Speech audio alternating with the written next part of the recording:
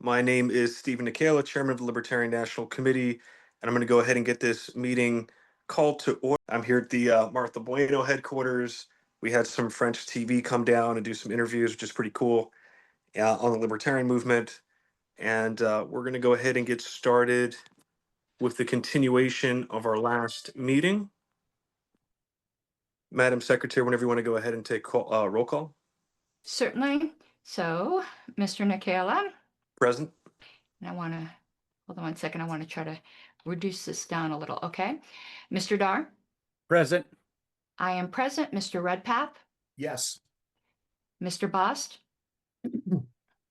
Present. Mr. Malagon? Aye, or present, sorry. Mr. Vincent? Present. Oh, sorry, what's, crap, where am I at? Nope. One moment. The Zoom controls are in my way. And I need to get back to, hold on one second. I am having all kinds of Zoom problems here.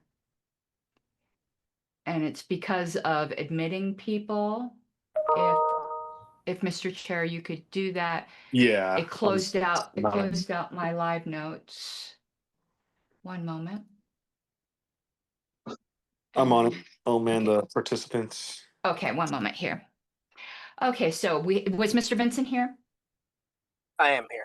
Okay, thank you. Mr. Watkins? Thank you. Ms. Yanuskavich?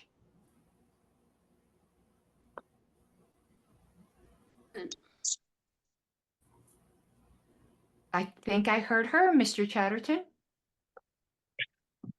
Present. Mr. Dassing? Here. Mr. Ford? Here. Ms. Hayes? Present. Yeah. Mr. Yeah. Who is randomly saying yeah in the middle? Andrew Jacobs needs to be muted. Okay, I'll take care of that. So, Mr. Dassing?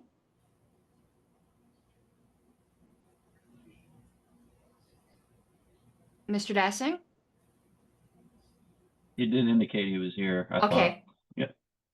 Mr. Ford? Here. Ms. Hayes? Yes, I'm present. Sorry. Mr. Lamb? Present. Mr. McGee?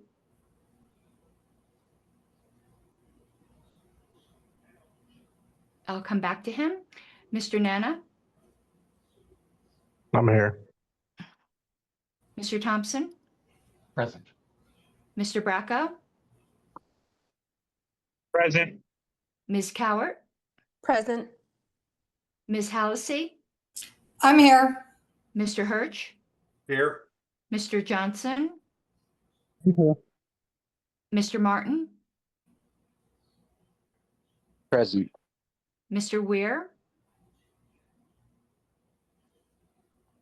I'll come back to him. I see that Mr. McGee just entered the room, so I will mark him as present. Mr. Wiley? Okay, Mr. Weir? Okay, Mr. Chair, let me just mark these with the color coding that I need. One moment.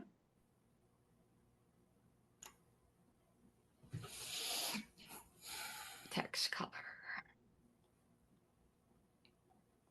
Just making sure no other members are entering while I'm doing this. So, Mr. Chair, everyone is present except for Mr. Weir and Mr. Wiley. So all regionals are sat with their primaries. Roger that. And Mr. Dar, do you mind keeping time for these motions? I can do that. Not a problem. Excellent. All right. Well, we have new business without previous notice, 85 minutes total time unless somebody moves to extend. And item A is remainder of the 9 policy manual amendments moved by Mr. Malagon. First up is common sense motion number 7, the XC. Mr. Malagon, would you like to present your motion briefly and then with the second you can go ahead and talk to your motion. Sure, of course. Thank you, Mr. Chair. So it is common sense PM motion number 7. It is an addition to section 1.07 obligations among board member and staff. This would be new language that's being proposed. And it would be a new subsection. So subsection 3, separation between board members and staff. No officer shall serve as executive director while also serving on the LNC. In the event that position or any other staff position must be filled on an interim basis, a majority of the board appoints another member of the LNC to serve without pay. And this would also, should this pass, the motion includes renumbering 4 and 5, subsections 4 and 5. I'll second. All right, motion has moved in a second. Mr. Maligan would like to speak on behalf of your motion. I'll make this brief. I think we all know the reason. If someone wants me to elaborate on it, I can, but I'll leave it at that. All right, is there any discussion? I'm trying to raise my hand Ms. Harlows. and my computer's just not acting up properly, but I support Mr. Maligan's motion. I would like the committee to consider this analogous to the audit committee, in which an officer cannot serve on the audit committee. And not even that, audit committee's a bit stricter in that an officer can't even vote for a member of the audit committee. But the officers have to have accountability to somebody they're not like, where the executive director doesn't feel like it's their boss, their natural boss. So I think this is, in fact, a common sense motion. Mr. Chatterton? I had a question with this one. So, given that this provides that the board can appoint a member to that position just without pay, is it actually changing anything other than barring an LNC member from simply receiving pay for that position? I heard in the speaking for the motion that we all know the reason, but I don't think there was ever pay provided for that case, and so that would seem that past actions would have been compliant under this policy, with having someone filling it under an interim basis. My interpretation would be that nobody would be able to fill that position regardless of pay. If I may, Mr. Chair, I would Yeah. be Mr. Chatterton's question. Sure, go ahead, you're recognized. Thank you, Mr. Chair. So to answer Mr. Chatterton's question, that wasn't done with pay before, but it's just to solidify that, so it shouldn't happen in the future, and to determine that it would be filled on an interim basis. There would be a need for an executive director, but the key here is no officer shall serve as an executive director, which Ms. Harless pointed out to a certain extent. So in the past, an officer did serve as interim executive director, and that's when a lot of things started going unchecked and wrong. So this is to prevent that. And then it was also added, it should go without saying, but we will say it, will serve without pay. So there is a substantial difference in what was done in the past. So this was, if this passed, the practices of the past would not be able to repeat themselves. Miss Yanuskavich and then Miss Harlos, you have your hand up. Not sure if that's an artifact or if you wanted to be. It's not an artifact, Mr. Okay, Chair. got it. Miss Yanuskavich?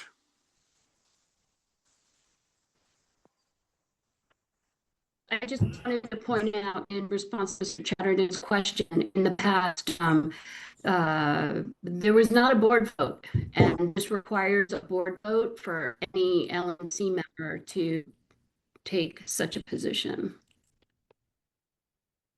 Miss Harlos? Yes, and I'd like to add, this isn't theoretical. I mean, obviously it's not theoretical from last term, but saying without pay, I think is important. I don't remember if it was executive director. It might have been operations manager, but maybe 3 terms ago, Ms. Bill Yu had served in a key position. Again, I don't know if it was executive director. She did do it without pay. So this does, and she wasn't an officer, and this does solidify that. I would like to point out that there is there's no requirement that we have an executive director other than the third largest political party in the country should have an executive director. There's no bylaw or policy manual requiring it. And in this case, in the event that we don't have one, if there is a member of the board who has the requisite talents, this makes it clear that we can fill that on an interim basis because it is such an important role.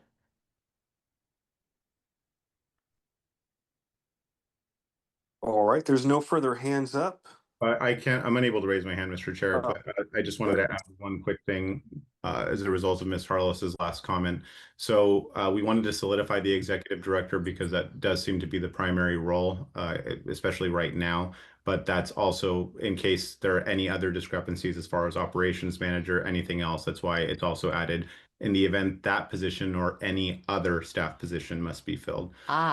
Make that clear to everybody. So it's not just singling out the executive director. That is the key function right now, but it's possible that in the future there will be other roles that may be needed to be filled by an at-large or a regional, and it would still provide that checks and balances versus the officers and another member of the LNC. And Ms. Yanuszkiewicz brought up a very important point that I forgot to mention earlier. This was also done in mind with the understanding that the board would understand what's happening and would appoint said person based on particular qualifications or need. And this would also expedite the search for, presumably if it's done without pay and there's a lot of work to be done, we are already all volunteers.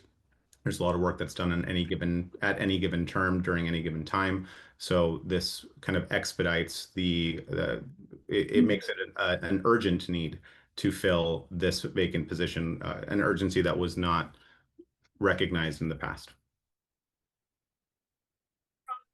Thank you for pointing that out, Mr. Maligan. That seemed to have slipped, but I think that's wise. Mr. Bost? Yes, this would not preclude any expenses related to that position that may arise, but those are covered elsewhere. That'd be a correct assumption.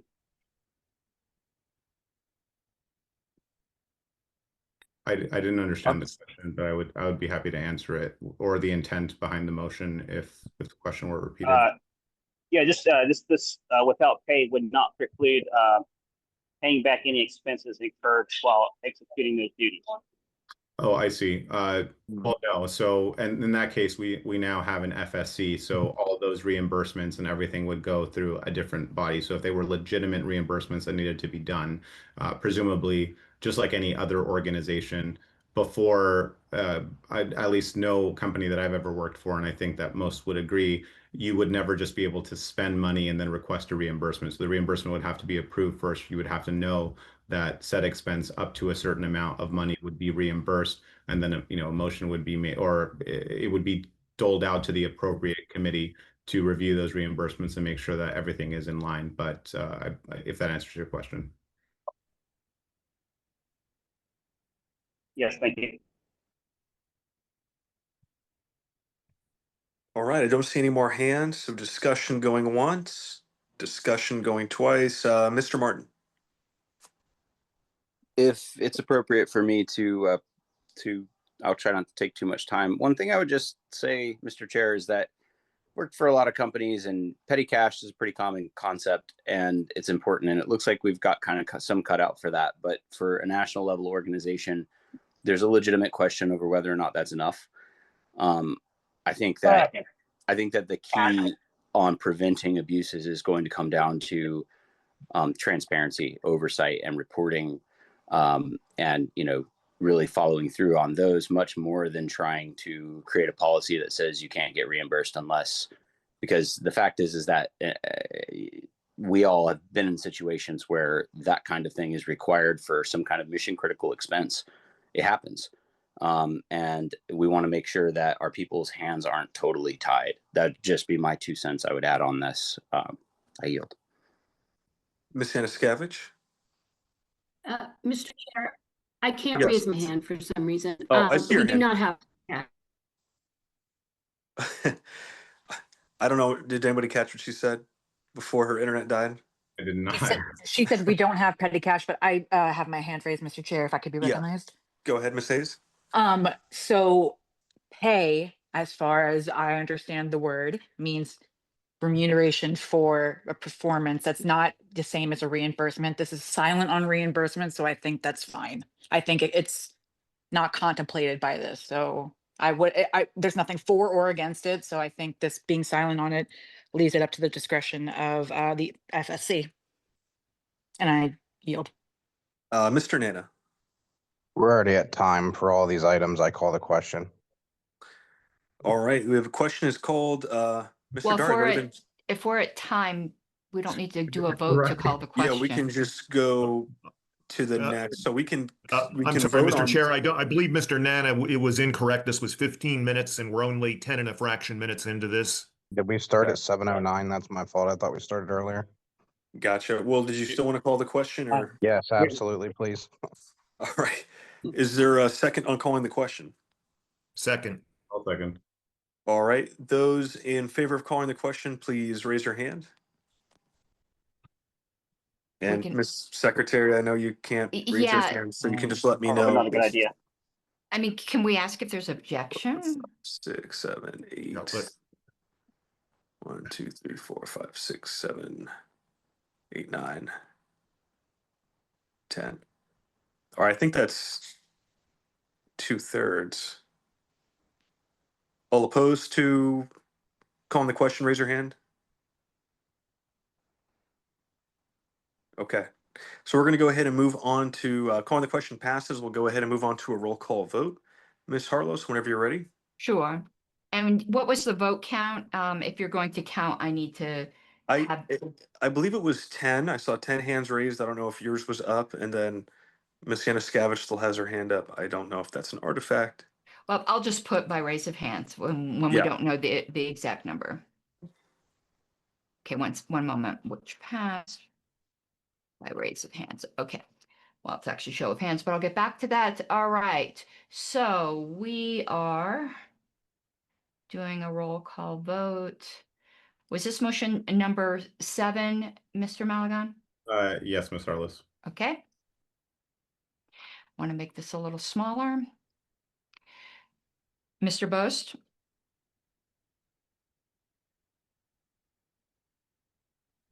I'll come back to you. Yes, Mr. yes. Oh, okay. Yes. Mr. Chatterton? Yes. Mr. Dar? Yes. Mr. Dassing? Yes. Mr. Ford? Yes. I will vote yes. Ms. Hayes? Aye. Mr. Lamb? Yes. Mr. Malagon? Aye. Mr. McGee? Aye. Mr. Nana? Yes. Mr. Redpath? Yes. Mr. Thompson? Yes. Mr. Vinson? Yes. Mr. Watkins? I'm sorry, I didn't hear you. Said yes. Oh, thank you. Ms. Yanuskavich? Yes. Okay, Mr. Chair, it's 16-0-0. Motion passes.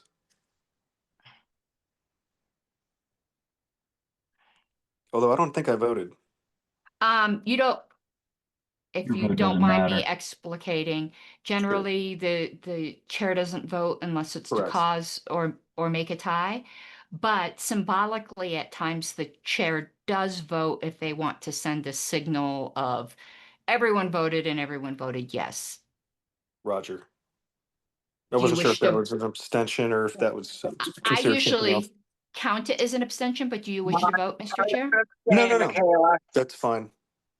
I do not wish to vote. Okay, thank you. Mr. Dar, you have your hand raised?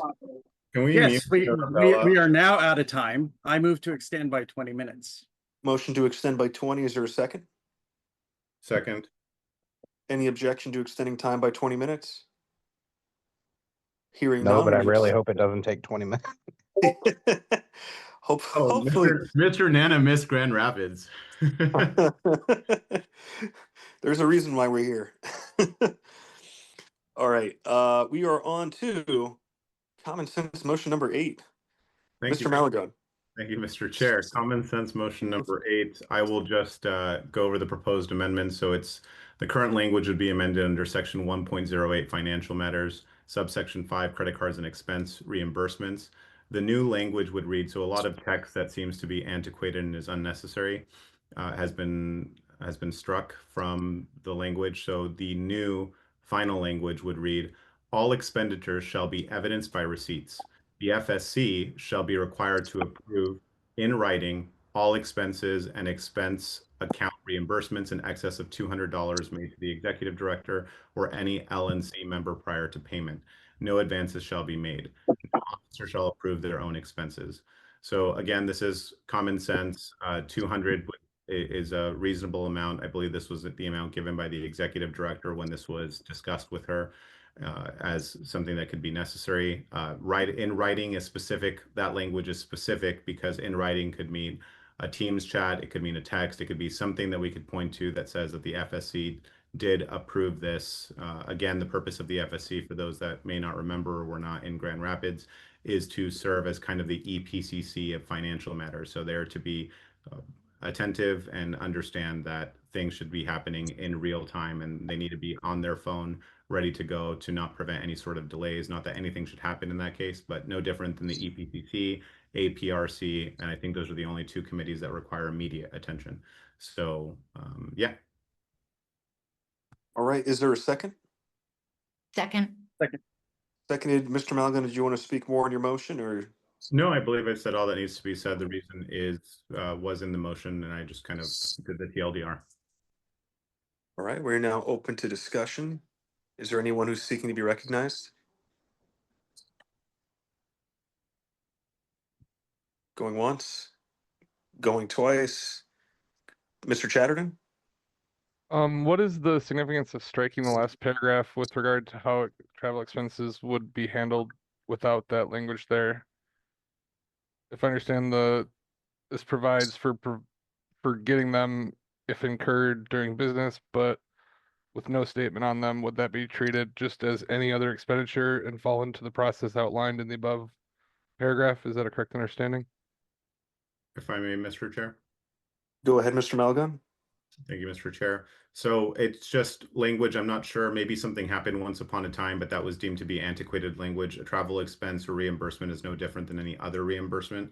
So it's just kind of to condense the language there. There was no real reason outside of the fact that it's not really necessary. Travel expenses are approved either way, or reimbursement is approved, and now we have a mechanism in which to do both. So it was just seen to be, additional unnecessary language, if that makes sense. Yes, thank you. Mr. Martin? Thank you, Mr. Chair, for recognizing me. I appreciate it. I just want to really quickly ask, would this apply to regional travel expenses for regional agreements, since those are not truly independent entities and the expenditures there could be conceivably considered to be a reimbursement of expenses? If it did, I would be concerned about that. Mr. Chair, may I? Yes, Mr. Maligan. Thank you, Mr. Chair. So again, this is the LNC policy manual. Regional agreements do not, they're irrelevant here. Whatever regions have, whatever process they have or don't have for their respective regions is outside of the scope of this policy manual.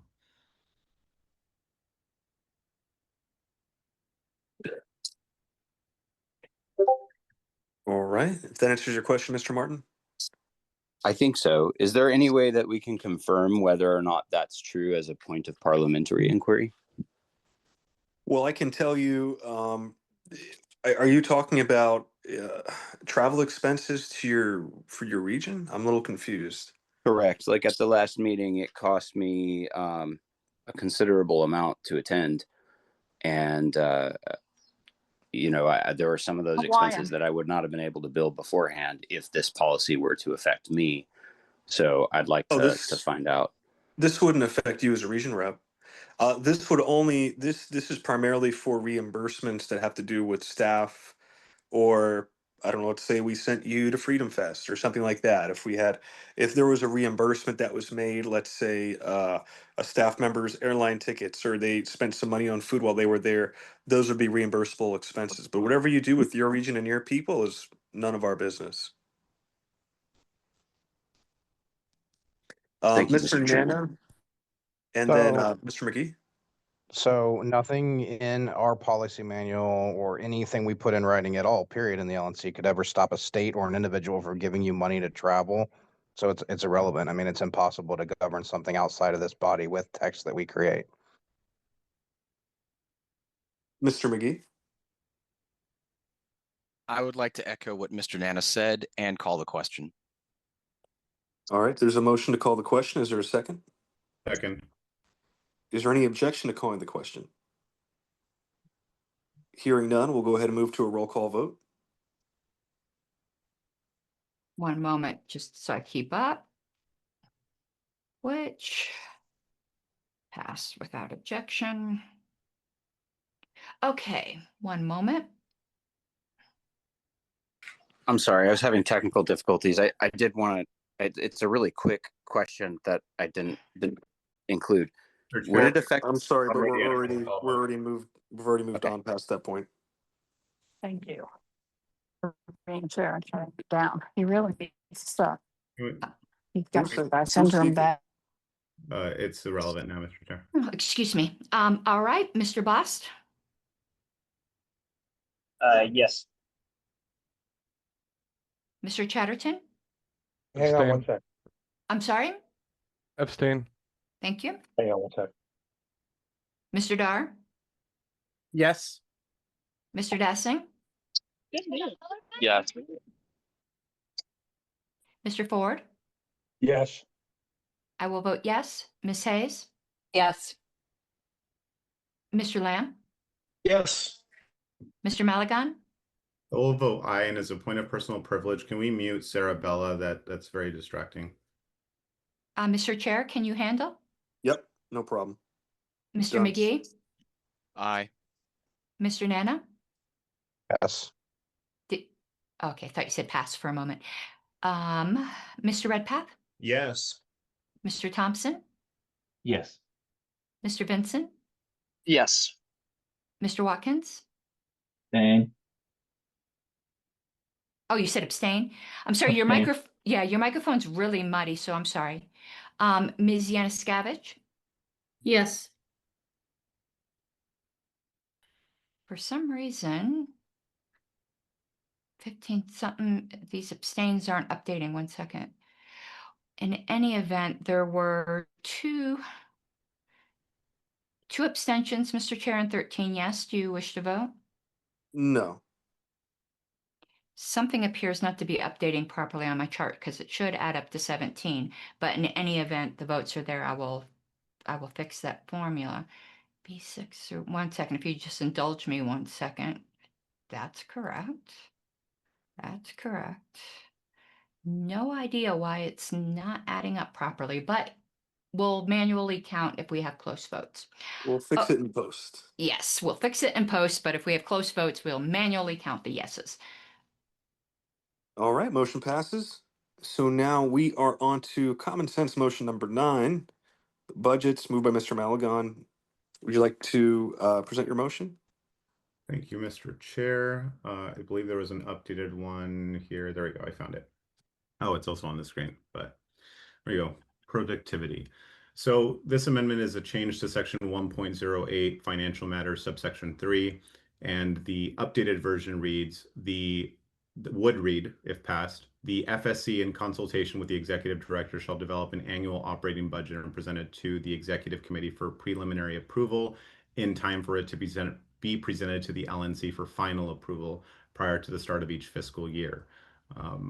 That would be my motion. I'll speak to it once it's seconded. Second. All right, Mr. Malagon. Thank you, Mr. Chair.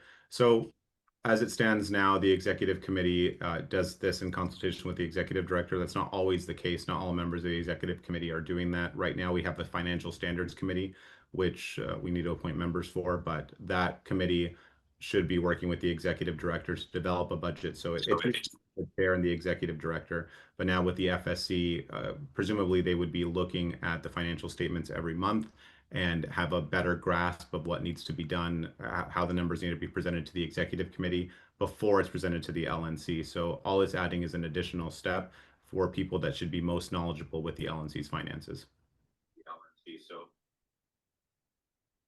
All right, we'll go ahead into discussion. Mr. Lamb and then Ms. Yanuskavich.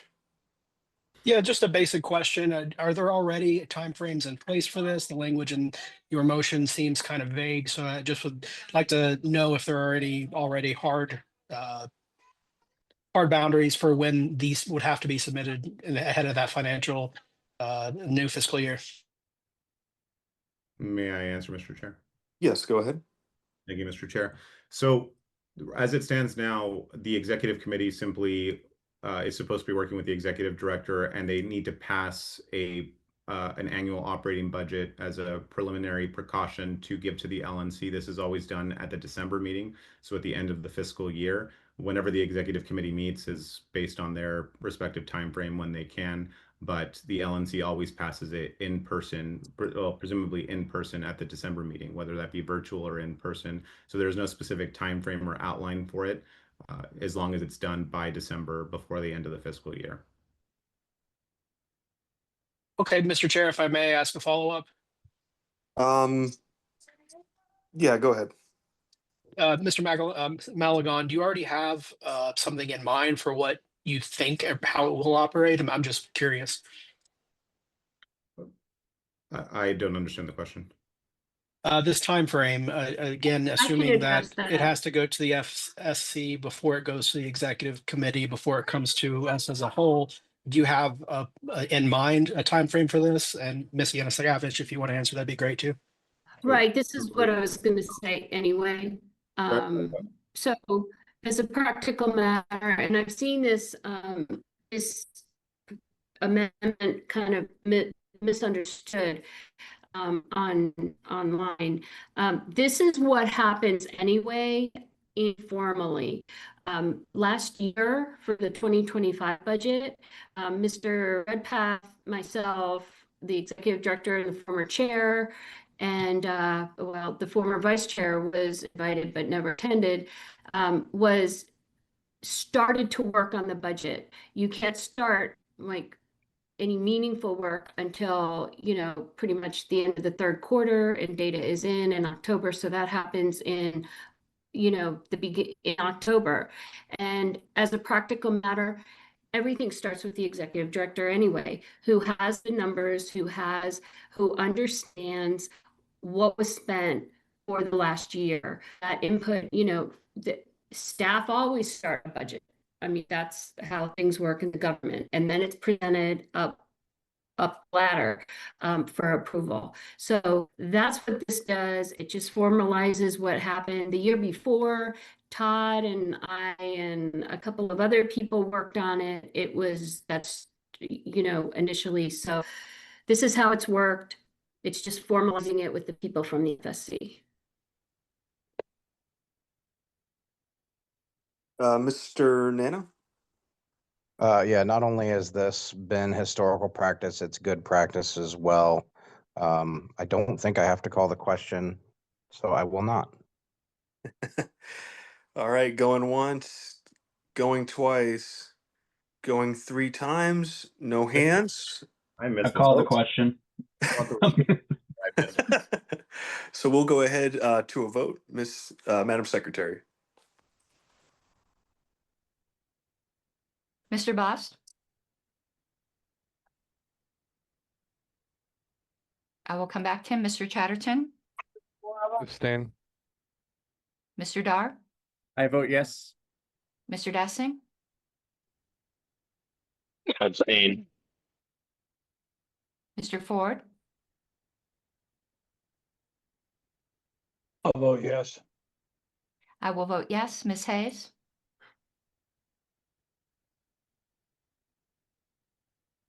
Ms. Hayes? Oh, sorry. Yes, sorry. I'm moving. I didn't want to No give worries. too much background noise.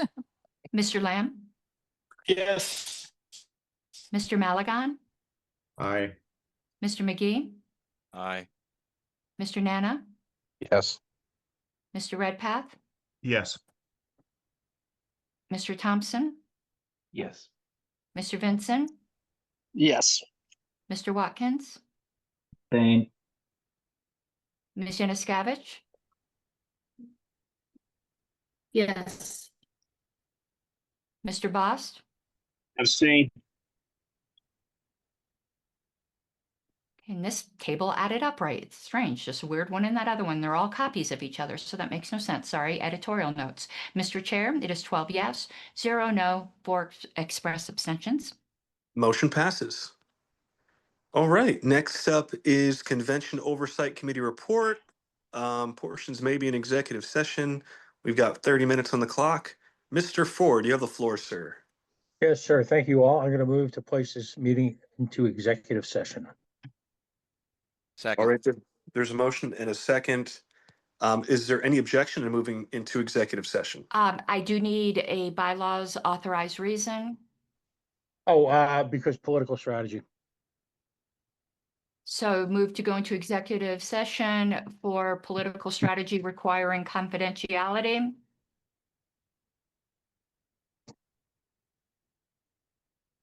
I have a point of order, I suppose. And Yes. it would be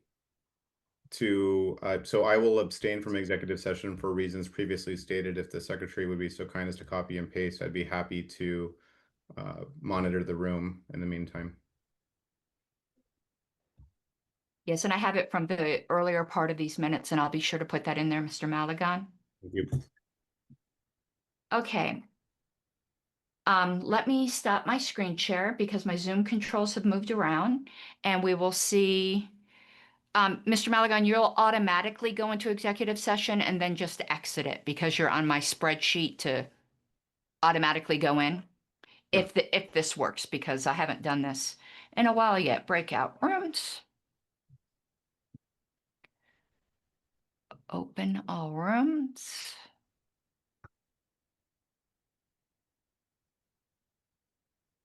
Why? Oh, I was able to say not now, so I think it won't. okay. It's not showing me the other room though, which is weird. Mr. Dar, Mr. Ford, Mr. Dassing, are you guys going into the?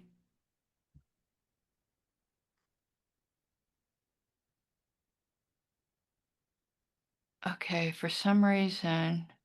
Miss Hayes, Mr. Nana, and Mr. Boss are still out here. Yeah, the Zoom controls are only showing me one room. I don't know if it's necessary, but if you'd like to make me co-host while I'm out here, you're welcome to. Yeah, I will do that, but I am having trouble finding it doesn't appear to be opening another room. The old system. Oh, I see. Let me try this again. Move to.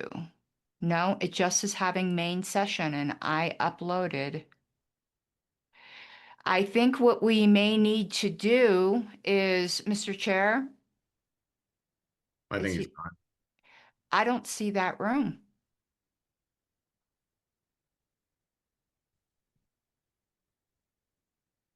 Let me.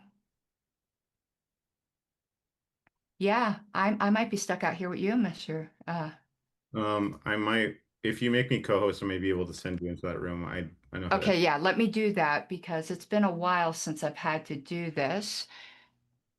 Let me make you co-host. I'm stuck out here with you guys too. Okay. So is Mr. Vincent, I think. And Bill Redpath as well. Yeah. Yeah, there he is.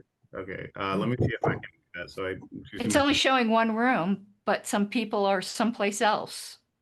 Oh, this is what purgatory is like for all of you non-Catholics. Oh, good. Nice to know. You see what I'm seeing? How weird it is? Yeah, it's not letting me throw anyone anywhere. Actually, give me 1 second. Let me try with Hal, see.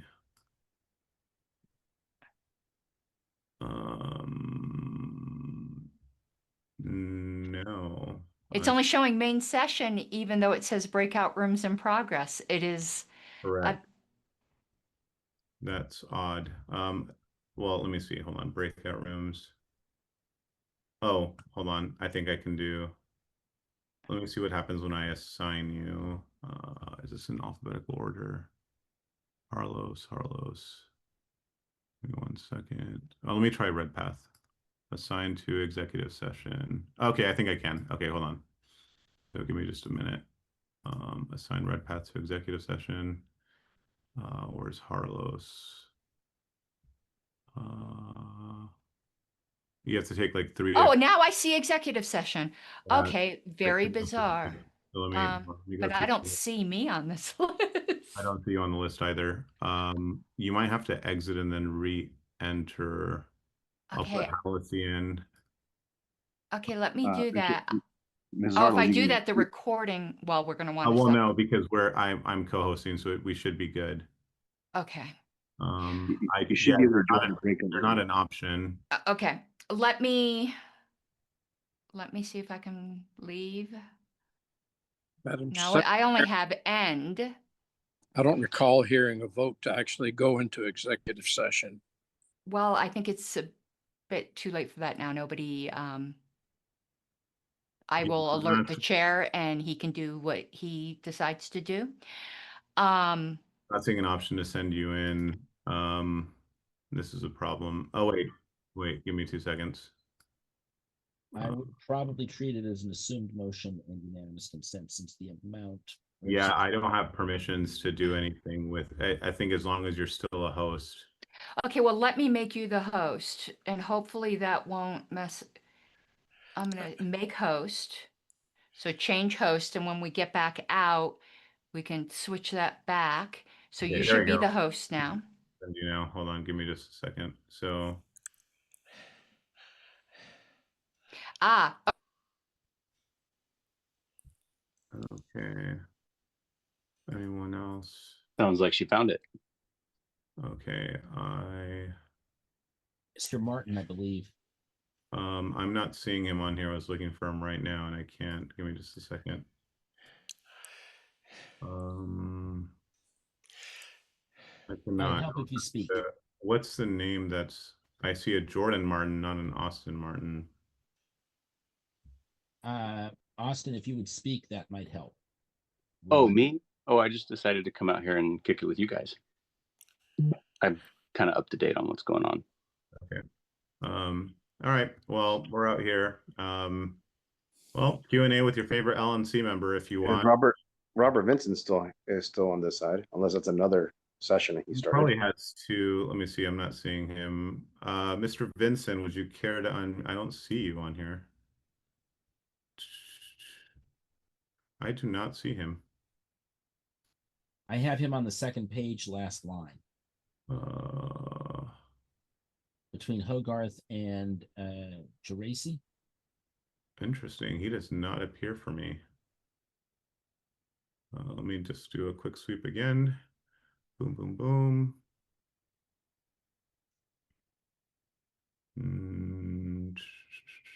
No, he doesn't appear for me. Maybe that's just a Zoom weird thing.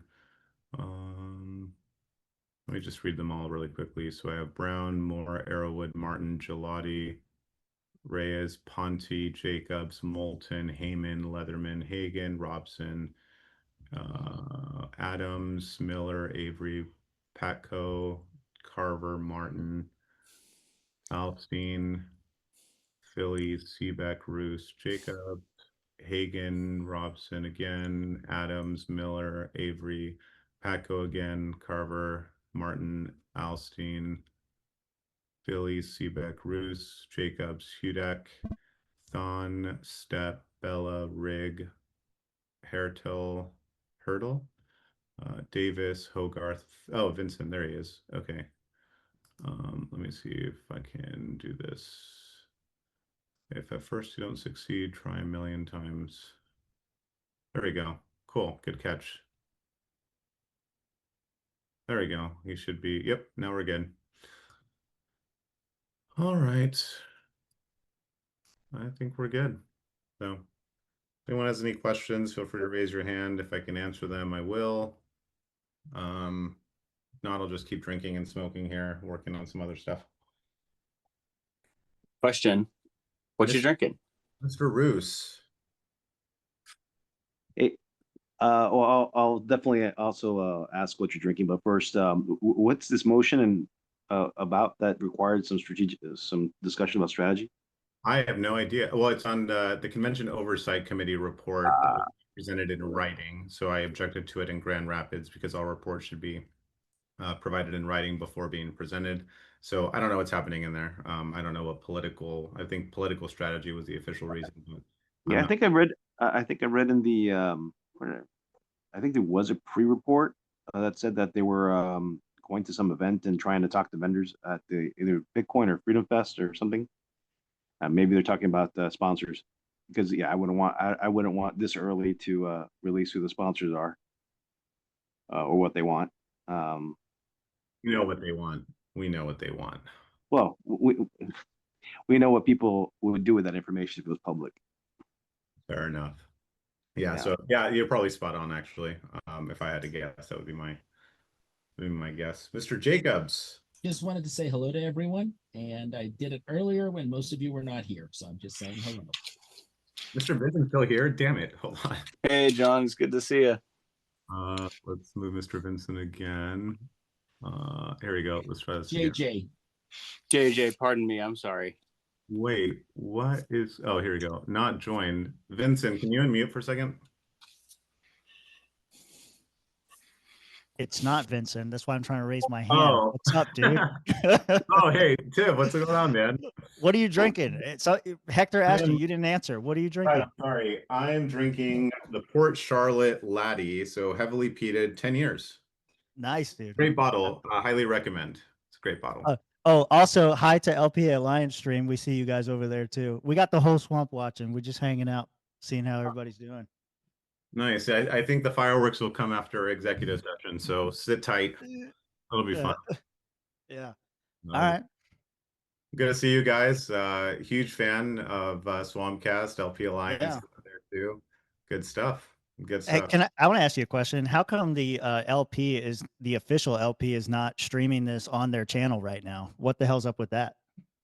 That is a good question. It's a great question. I will actually ask the secretary on when they return. I don't know why. It used to be that it was automatic. I'm not sure if things have changed or if it's just the recording after. Was the last virtual meeting live? Yes. Yeah. All the stuff from Grand Rapids was live, and the virtuals. Everything's But been live. it must be a Zoom thing or something happened, because my Zoom, I mean, I use Zoom every day for work, and for some reason it's been like really wonky today. I can't even raise my hand for some reason. So it must be a Zoom thing. I know this is not the reason, but it could be perceived that the reason is because you're about to talk about New Hampshire and Colorado, and that's why nobody wants it live. So I'm not saying that's the reason. I'm saying true libertarian entertains conspiracy theories. That had not occurred to me, and I think interesting. I think that is a valid conspiracy. I think you should bring it up. I will bring it up. These are good questions. I keeping us honest. I appreciate it. Listen, Sounds like common sense motion number 10. One moment. Is Mr. Vincent not desirous of being in executive session? Karen, I apologize. I was sent a link, but for some reason it won't let me change my name. It's not Vincent. This is Tim. Oh, Vincent okay. like actual Vincent should be in there. He should be. He should be. Okay, I got confused. Will you put me back in there, Mr. Malagon, then? No, you're stuck here with us. Actually, this is our really swamp. quickly, while you're here, are you aware that this is not live streaming right now? Is it supposed to be on the YouTube? Our streaming API has been broken forever. It's something I've got to task staff to try to figure out. I upload it to YouTube afterwards from the recording. But yeah, we haven't been streaming meetings for a while now. Okay, so you may have to exit and come back in. So it just shows that you're not joined, but I can't put you back in executive session because it shows that you already are in executive session. Weird. You might have to exit out and then come back in. I'll admit you, and then I should be able to send you through. Okay. Leave meeting.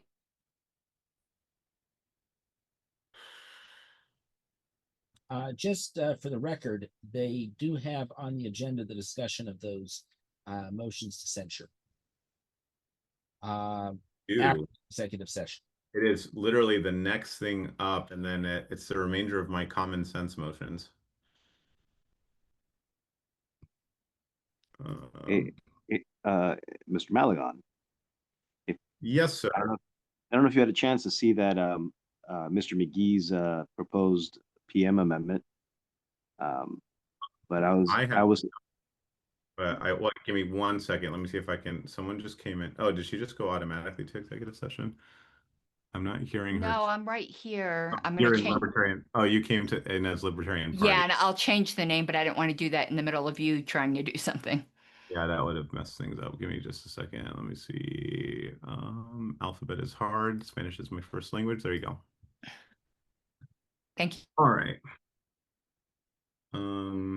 Okay, cool. Mr. Roos. Sure. I think it's interesting example about that's in there about not sharing passwords to LP to LP or LP credentials to LP accounts, to avoid these kind of problems of confusion. Our Zoom chat right now. I just saw what you're talking about. Okay, I'm looking at it now. It's like it's a list of interesting suggestions. Obviously needs work, but yeah. That is fair. Yeah, I'm looking at it now. I didn't get a chance to. I've been out and about all day today. I think I walked in the door like 3 minutes before the meeting started. Well, cool. No, if nobody's got anything else, I got a cross question for Hector. Hector, are you going to LPF?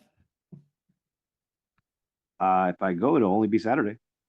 Well, good. We'll see you Saturday, bud.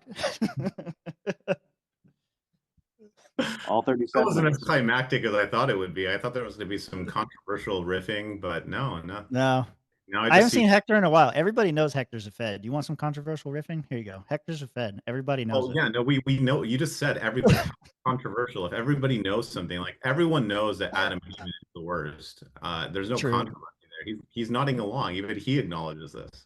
Well, in my defense, King of the Hill is coming back, and our favorite. I'm very excited for that. Theory. Exactly. I'm very excited for that. That was one of my. I'm curious who's going to be the voice, though. What's that? I'm curious who's going to be the new voice for Dribble. The conspiracy. Oh, it's I forgot his name, but they already announced it. I just saw it. Yes, I saw it last night. Samuel Jackson. It's the guy that did the voice for Cotton Hill. Oh, okay. Yeah, so he's no, Samuel Jackson was a close second, but then they thought that was weird. And then you can't just like drop F-bombs throughout, so they were like, oh, this isn't gonna work out, Although it is Hulu, so maybe they can. I don't know, maybe we'll see a little bit more more spirited cursing, I guess. But I'm excited for that. I hope they don't mess it up. That was one of my favorite cartoons as a young lad, many years ago. Not as many as Heyman or Mr. Brown. I'll pick on him, but many years ago for me. But good times. Really? No questions for everyone's favorite LNC member? I'm shocked. Are you drinking twisted tea? Are you a woman? It's hot here, man. It's hot. Drink scotch on the rocks like a man. In the summer, I am a woman. White girl summer is real. If I could find some Bartles and James, I'd be all over it. Oh, that's sad. What's Francia? I feel like I should have Francia. Oh my God, I haven't heard about that in so. Isn't that the box wine? That's it. Yeah, box wine.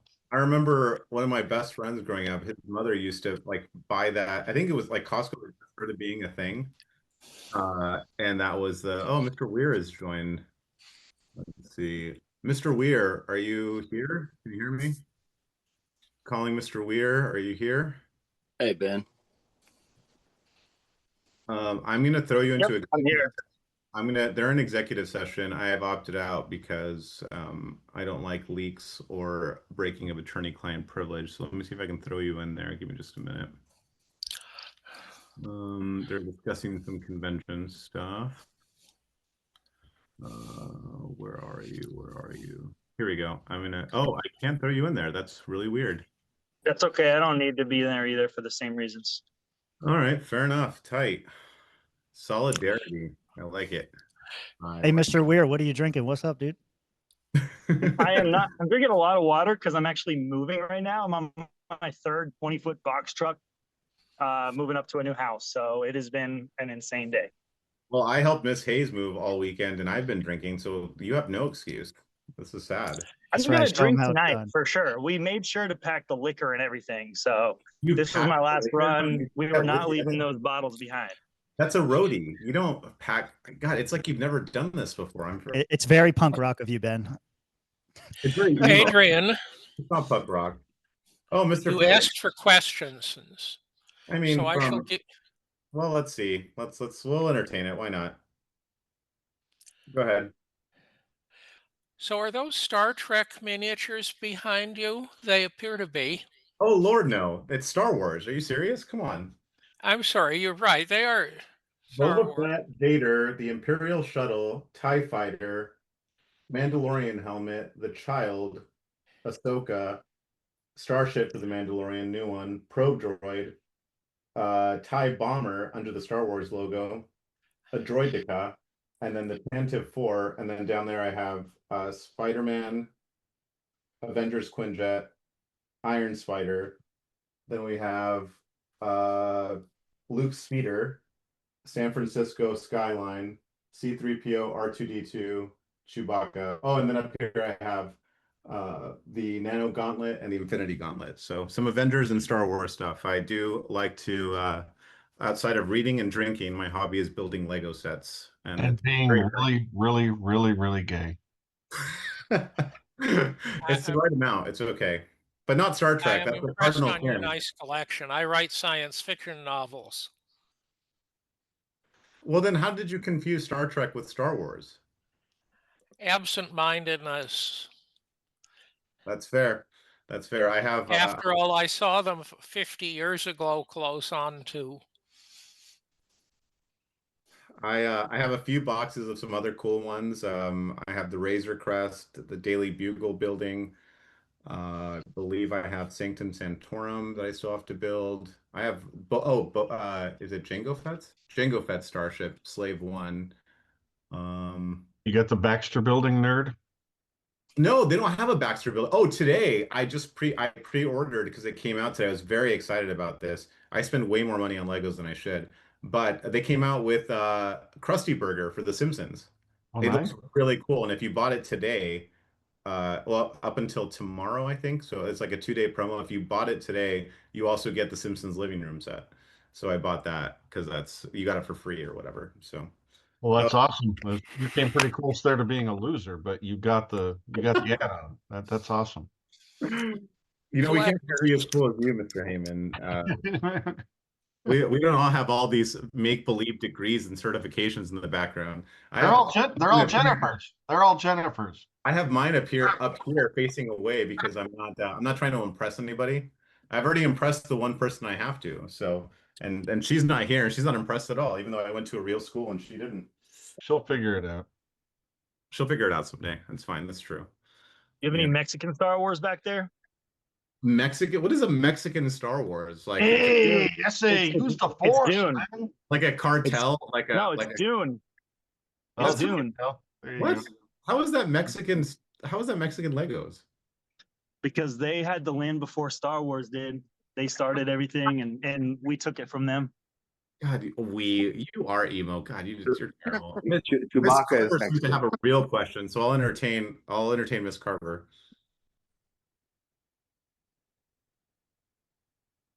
Oh, maybe not. She did not have a question. Yeah, I was taking me. I forgot to hit mute off. I just wanted to say for the record that the meeting in Grand Rapids was probably the most entertaining meeting I've seen from an LNC since the Yes Miss Harlos from Nick Sarwark that started getting funnier and funnier back in the day. It was very entertaining. I think you guys got lots of laughs and made it very fun. And it was a mixture of a lot of stupidity mixed with a lot of eye rolling, mixed with a lot of wow. Well, may I ask you a question, Miss Carver? Go ahead. Is that a good thing or a bad thing? In the realm of like wanting a professional fucking board, it's bad. But in the realm of it at least made the hours of idiocy more entertaining, good. I do what I can. If we don't laugh, we cry, right?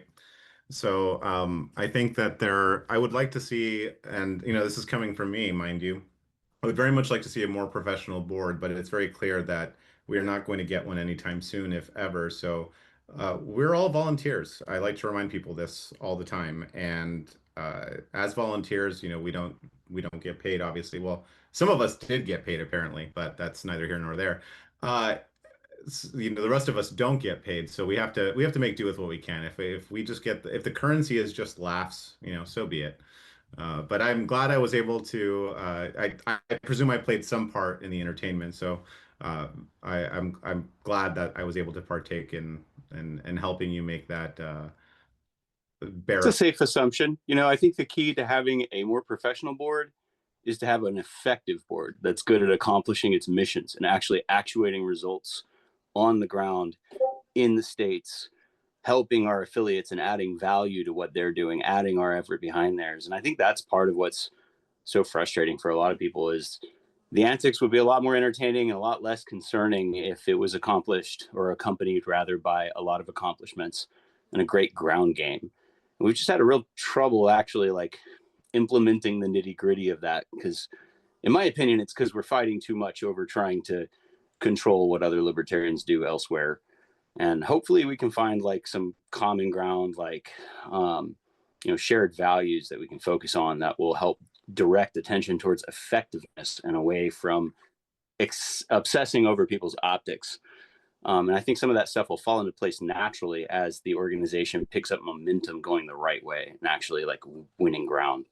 And in that way, it doesn't matter so much what we look like as what we actually do and can accomplish. Hanging coyote skins on the fence, punishing You could just misbehaving do politicians. what I do and just basically ignore everything that is drama and try not to. I feed into it on Twitter, but like for the most part, I just ignore all of it, and we actually just go do stuff on the ground without work, all the bad stuff on the back end. So kind of forget all the good stuff and the accomplishments LPNH actually has, but we have like probably more former board members elected than any other affiliate. We have some elected even to the state house, obviously not as libertarians, but they always will be libertarians, Ron Paul libertarians, and like we're actually doing groundwork here, and people forget that we're they think we're just a Twitter account sometimes, but that is not the case. But Mr. I think it's easy for people to forget all the good work that you're doing and to fail to focus on that when you carry yourself in a non-professional way and communicate with others in a non-professional way. I think dressing for the job you want and behaving as such really does have some impact. And when you give people less fodder, they only have accomplishments left to look at. But that's just me. No, this is interesting. Sure, yeah, I only really listen to members though, mostly. Mr. Weir, right now, let's do this. So I believe Miss Adams was referring to me being a handsome brown man in a jacket and such. No. But let's put that aside for a second. Quiet, Tim. So, Mr. Weir, would you like to address the body right now? Well, I mean, we probably have time. It's Mr. Ford leading executive session, so we're probably here for another hour. If you'd like to speak to LPNH's work, the censure motion that's that's nigh, right? I do have a question, if I can. Well, okay. So before we get to Mr. Weir's answer to that, Mr. Jacobs, go ahead. Okay, Mr. Weir, am I correct that your former immediate past chair is now a member of the state legislature? That is correct. We actually also have Who is the that? one that was chair two before him. Robley is now currently Robley Hall serving as a state rep, and then Nolan Pelletier, the chair from 2 terms before him, is currently elected to the board, the budget committee. Yeah, Robley's the best. I really miss that guy. He was fun. But Mr. Weir, if you would like to speak to LPNH's work, your thoughts on the censure motion, I think that's why a lot of people are here. If you want to give us a preview as to the debate that's sure to be had, Sure. Yeah, it's basically the censure motion is just political cosplay, and nobody actually. It's definitely not going to pass. Everyone knows it doesn't have votes. They could put it in. It's literally just make believe, something that they're trying to, collect whatever kind of power they think they have, which they don't, to marginalize one of the most effective affiliates in the country. And honestly, I've made my statements online, and some of it was, obviously, like I mean a lot of what I say, especially in the letter that I wrote, where we basically put forward, like, if we meant it in good faith, and people might not take it in good faith, but that letter was put out in good faith. We had an agreement from our whole comms team, and we really wanted to kind of like push things in the right direction for the LNC as a whole. We do care about the overall brand as libertarians, and I think that, for us to be effective free staters in New Hampshire, we should be putting out some of the best work and encouraging people to want to move here. And sometimes we don't hit the mark on that, and people might be discouraged from actually wanting to move here based off of a tweet or something like that. But I would encourage people to look at, all the actual work we're doing outside of that. Like, we're going viral and getting media attention for actual events that we're doing and activities, putting up billboards all over the state. We're actually going out and doing like real life activism, phone banking, and our membership's at a record high, whereas most of the rest of the LP is at a record low, or in going down, or at least on a steady downfall. Our donors at a record high. We're doing a lot of good stuff that's encouraging people here to want to get involved. And honestly, our activists here are like probably the best I've ever worked with in the entire movement. Like I said, people will forget about that sometimes because of Twitter account. And I want to remind people that the world is definitely bigger than a Twitter account. And I understand how serious it is to try to keep a brand and maintain things. But I also say, like, I ran for sheriff back in 2022, and, people came at me for some of the negative things that were said back in those days. For the fact that, libertarians, some libertarians claim that they're open borders or pro-abortion, or they were terrible on COVID. That was a big one. And those all came back very negatively on me as a candidate.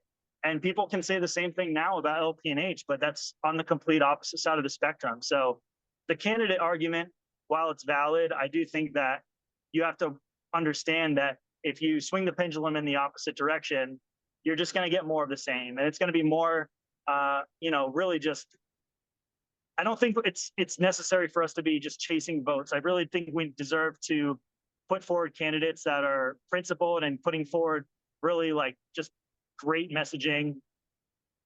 Problem is that that's something we just don't all agree on. I think that most of what LPNH posts, 99.9%, is probably the best in America out of all the affiliates. Let's not get carried away, Mr. Ware. I'm here because I'm. Well, let's give I'm it. Just saying. I really think that we put forward the best messaging, but I don't think that. This isn't the shit on anybody else. Wait, hold on. It looks like we're back. I see the chair here. Are we back? We are back. That's a shame. Then Elsie didn't get a chance to. She had a question. We're having spirited discussion on questioning your sexuality, Mr. Chair, and now you're back, so we can't have that. Mr. Thompson seems intrigued. He's he seems sad that he missed it. Well, I feel like we were all thinking it, so So yeah, I'm glad you were more productive. Yeah, welcome back. Yeah, we pretty much just went through the list and questioned everyone's sexuality on the LNC, and some of the answers will surprise you. But anyway, we're back, I guess. Is that the start of LNC after hours? Yeah, I know we did, but it was during hours. So Madam Sec, I will make you host again. Give me just 2 seconds. Thank you. And Mr. Chair, I noted it in the admissions while we were in executive session. Mr. Weir has arrived while we were in executive session. He did, and he wished, I tried to put him in the room, and he said that he objected to going in for the same reasons that I did. So if you'd like to note that in the minutes. Okay, I will. I will make you host now. I think this should work. Please let me know if it did. I made it. I believe you should have full hosting permissions again. Let me see. Probably. It looks that way. Excellent. I've gone back to being a pleb, so all is right with the world. All right. Did everybody survive the treacherous trip from the underworld? They did. I think I didn't lose anybody, so I didn't say anything terrible. If that's the question, Mr. Chair, it seems that I was able to keep everyone here. We actually got some new people coming in during the time that you guys were in executive sessions. So look at that. I'm recruiting already.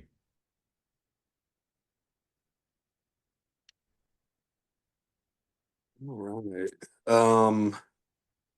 Is everybody in from the breakout session? I think so.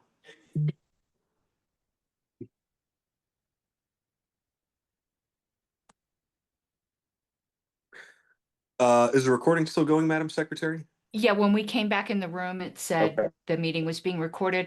That intermission section is recorded, but I clipped that out before it goes out as an official party. Oh, you may not want to. That was good stuff. Well, if you'd like it, I can send you that portion. We could monetize it for sure. Yeah. That's a great fundraising idea. All right, so we are back in session, and next up is I did, though, have a point of parliamentary inquiry for the chair, point of parliamentary inquiry. and that is, and there might be a request for information as well. When Okay. would be the appropriate time, if Mr. McGee still wishes me to move to reconsider the dual motion of recommitment and postponement of hearing the Ethics Committee report until the next special e-meeting that's just like our monthly meeting. Now, I don't know if Mr. McGee still wishes me to make this motion, so this might be moot, and perhaps a request for information to Mr. McGee if he Yeah, still could I wishes speak me to that? Sure, Could I go ahead, speak to Mr. that? McGee. Thank you. Yeah, I would be willing to consider it in new business without previous notice. Okay, so you do want to you would wish to see it in this meeting? Yes, but again, Okay. I don't want it to. I don't think it takes priority. Understood. Thank you. So I will make that motion at that time then. Thank you. Roger that. Okay. All right, and I will recognize you during that section to give you an opportunity to make that motion. All right, so we're moving into LPNH and LP Colorado censure motions by Mr. Redpath. Before we get into it, you can see the block of text there. I would say before we go in, is there a second? I would second the motions. Well, it's two motions, the motion, the first one. Whereas, be it resolved. So there's one, is there one for LP Colorado and one for LP New Hampshire? Yeah, the LP Colorado ones, there's a line here. It's a separate whereas or Okay. resolution, excuse me. So we'll touch on the LPNH one since that's in order first. Are you seconding that one? I am seconding that motion. I have a point of Object to consideration of the question. I have a point of parliamentary inquiry, Mr. Chair. Point of parliamentary inquiry, Mr. Malaga. So is this one motion or are these two? Because I'm confused. Apparently it's two. It's in the If agenda one were as to divide motions the plural. question, so to be more poignant, Sure. if one were to divide the question, where would the question be divided? I'm not saying I'm going to. I'm just saying I'm just trying to determine whether these are separate motions or one. Mr. Redpath, was your intention to have these as two separate motions? This isn't just one motion? Well, it was submitted as one motion. I believe that was my understanding when it was submitted. That's fine. I just wanted clarity on that. So it's Okay, one. so this is one motion then. My mistake then. Object to consideration of the question. Okay. Point of order. Point of order, Madam Secretary. A censure is an incidental main motion, not an original main motion, and incidental main motions are not subject to motions for objection. Point of parliamentary inquiry. Hold on one second. Objection to consideration of the question is only applicable to original main motions, not incidental main motions. All right, hold on one second. I'm just trying to think Thank you. real quick.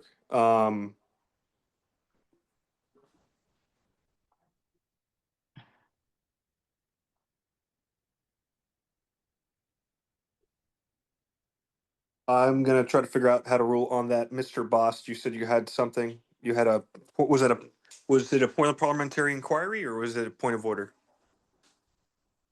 I thought it was Mr. Bost or somebody spoke up. Mr. Weir had one, I believe. Oh, I'm sorry, Mr. Weir. Yeah, so it's actually like there's no bylaw provision to allow affiliates to like recommend for the LNC to disaffiliate themselves. If you look at the bylaw, it clearly states what is allowed.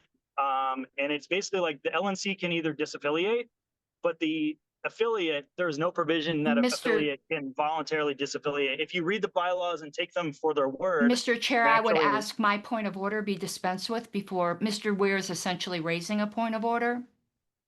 All right, give me one moment.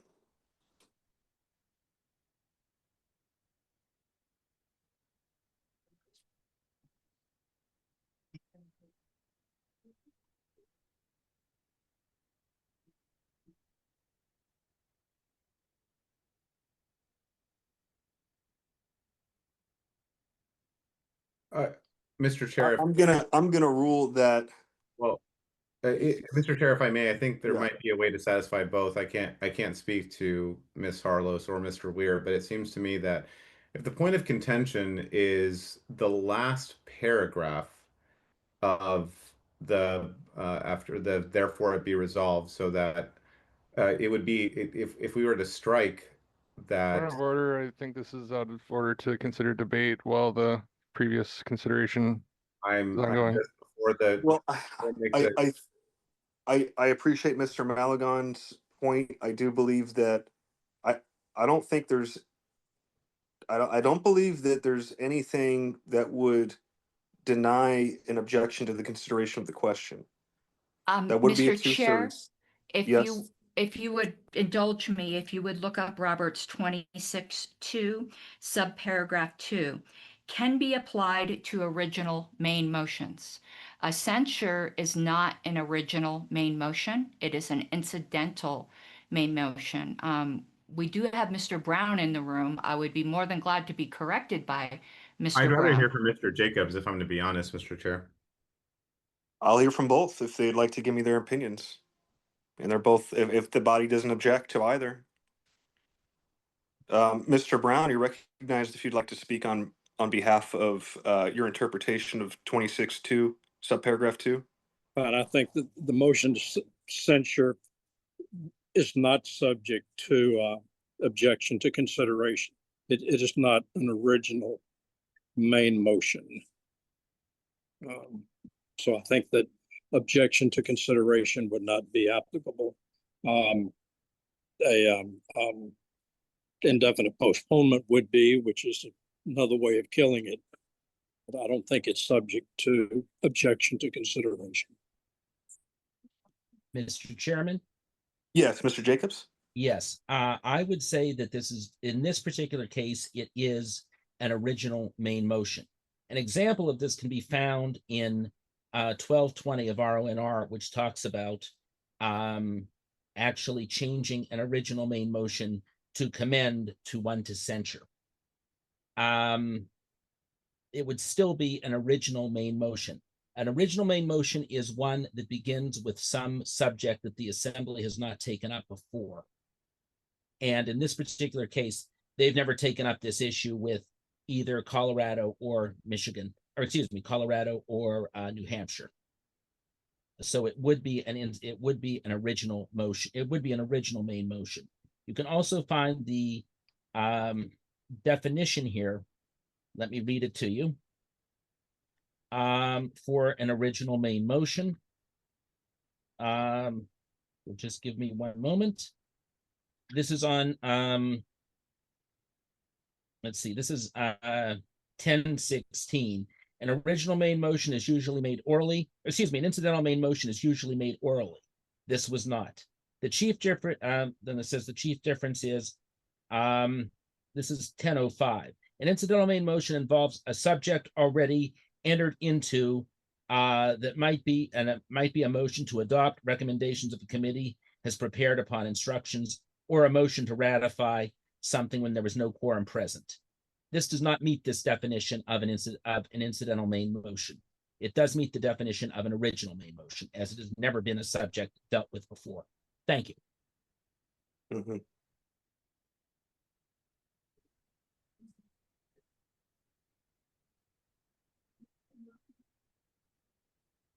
Mr. Chair, Yes, Madam Secretary. this is only with your indulgence. I do understand Mr. Jacobs' point, but I would also point to 1054 through 57, where it does analogize a motion to ratify, also called approve or confirm. And it says it is an incidental main motion. If you go down to 1057, a few sections later, since the motion to ratify or to censure is a main motion and it already categorized it as an incidental main motion, it is debatable and opens the entire question to debate. So I do believe Mr. Brown is correct on this, though I respect Mr. Jacobs' argument. Okay. I'm just doing a little reading.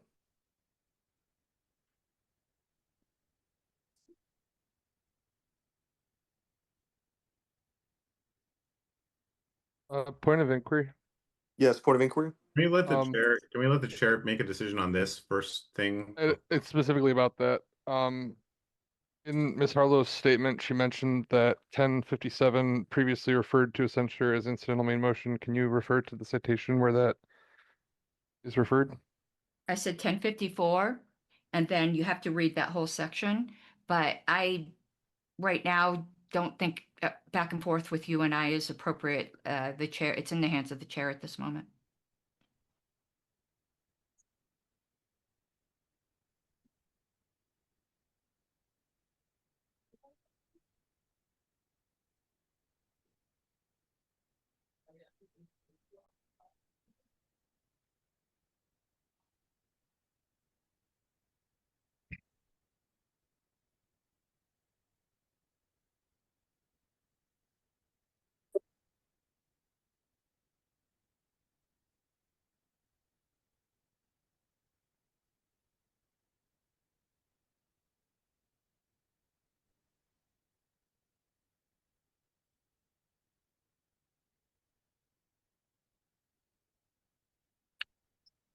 Okay, so here's my reading on this.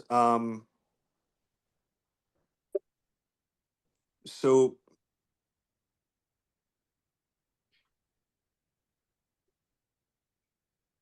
Mr. Chair, Mr. Brown, I was going to say, if the motion of censure was to censure, an officer of the society or something of that effect, I think without any doubt it would be an incidental. But this is a motion of censure against a subsidiary body, against an affiliate.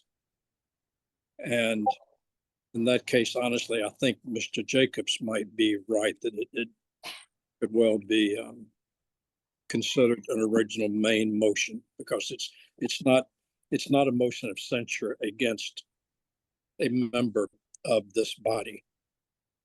well, that's what I'm having the hard time with, because if it was against a member, the conduct of a member or an officer, it's more explicit in Your Honor as to it being in incidental main motion, but because it's against a subsidiary, there's a big gray area there, and so it's just not super clear. So if that's my read on it, if that's two parliamentaries' read on it, then at this time I believe an objection to the consideration of the question would be in order. If there was action taken prior, let's say a committee took action, made a recommendation, something of that fact, I'd be more inclined to consider otherwise. But this is a bit of a sticky gray area, but I think we can see where this goes, and quite frankly, it's probably going to go one way or the other, and it's going to take a 2/3 vote regardless. So I'm going to call the Mr. Chatterton's objection to the consideration of the question in order, and we will move on to a roll call vote. I don't believe it's objection. I don't believe. Oh, I'm sorry. Was there a second on that? Actually, I probably should have asked that 20 minutes ago. It Or says it not doesn't require. required. Doesn't require. Okay. Yeah. So I have Then a point of parliamentary inquiry, Mr. Chair. yes, Mr. Malagon. So is this vote on the, an affirmative vote would be to, an affirmative vote would be to also object to the consideration of the question, and a negative vote would be to hear the motion or to entertain the motion at the very least, or is this on a ruling of the chair? I did not appeal the ruling of the chair. That's why, but I didn't know if anyone else had. I don't know if there was a lot going on, so I just. So is what we're voting. So let me rephrase the question. My point of parliamentary inquiry is, what are we voting on right now? So Mr. Chatterton made an objection to the calling of the question. So an aye or an affirmative would be to confirm the objection, which means we would not consider the motion. A no vote would turn down objection to the consideration of the question, which means we would move on to discussion on the main motion. And what is the threshold for this vote? Mr. Brown is trying to. Mr. Brown, recognized. The question should actually be, shall the motion be considered? Oh. The question shall be put, and it would require a 2/3 vote in the negative to not consider the motion. So the question is, shall the motion that's before the assembly be considered? It would take a 2/3 no vote to not consider it. Okay, so the opposite of what I said earlier. So if you don't want to consider the motion, vote no. If you do want to consider the motion, vote yes. Is that correct, Mr. Brown? Yes. Okay. Yes. Okay. Madam Secretary, whenever you're ready. Mr. Chair, Yes, Mr. Ford. I had my hand up. I'd like to cede the Region 6 seat to Mr. Weir. Also, point of inquiry, folks aren't finding this on YouTube. Do they need a Zoom link, or where can they watch this? I'm getting a lot of inquiries. Madam Secretary, do you know the answer to that? Yes, I do. The API link between Zoom and YouTube has been broken for several months. We are not live streaming on YouTube. This is an issue I need to get with staff on. It's not the largest priority, but I do upload the videos when they are completed. People need to come to the Zoom meeting if they want to see it live. Okay, after the vote, maybe we could just tell me how they can see that on the Zoom. I'm getting a little bit bombarded. Anyway, again, the main point here is I've ceded the chair to Mr. Weir.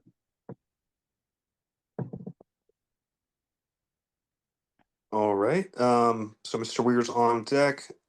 So just, sorry, Mr. Chair, as just a final point of parliamentary inquiry, I know that this is going to come up and I don't want any mistakes. Could you just reaffirm again what no vote means versus what a yes vote means? I know, but I'm doing it for the benefit of others because I know that this will come up again mid-vote and I don't want to have any sort of, so if you could just reaffirm again what a no vote means versus what an aye vote means. So a yes vote means you wish to consider the motion, which means you wish to discuss it and then vote on it. A no vote means you do not wish to consider the motion and it would kill the motion, and then we move on to the next agenda item. So a no vote for those who don't want to consider the motion, a yes vote for those who do wish to consider this motion. Thank you. Yep. All right, Okay. Madam Secretary. Mr. Bost? No. One moment. Oh, I don't have my caps on. Mr. Chatterton? No. Mr. Dar? Yes. Mr. Hold on, it doesn't count when I does that. Mr. Dassing? No with a hard N. Mr. Weir? Hell no. I will vote yes. Ms. Hayes? Pass, please. Mr. Lamb? No. Mr. Malagon?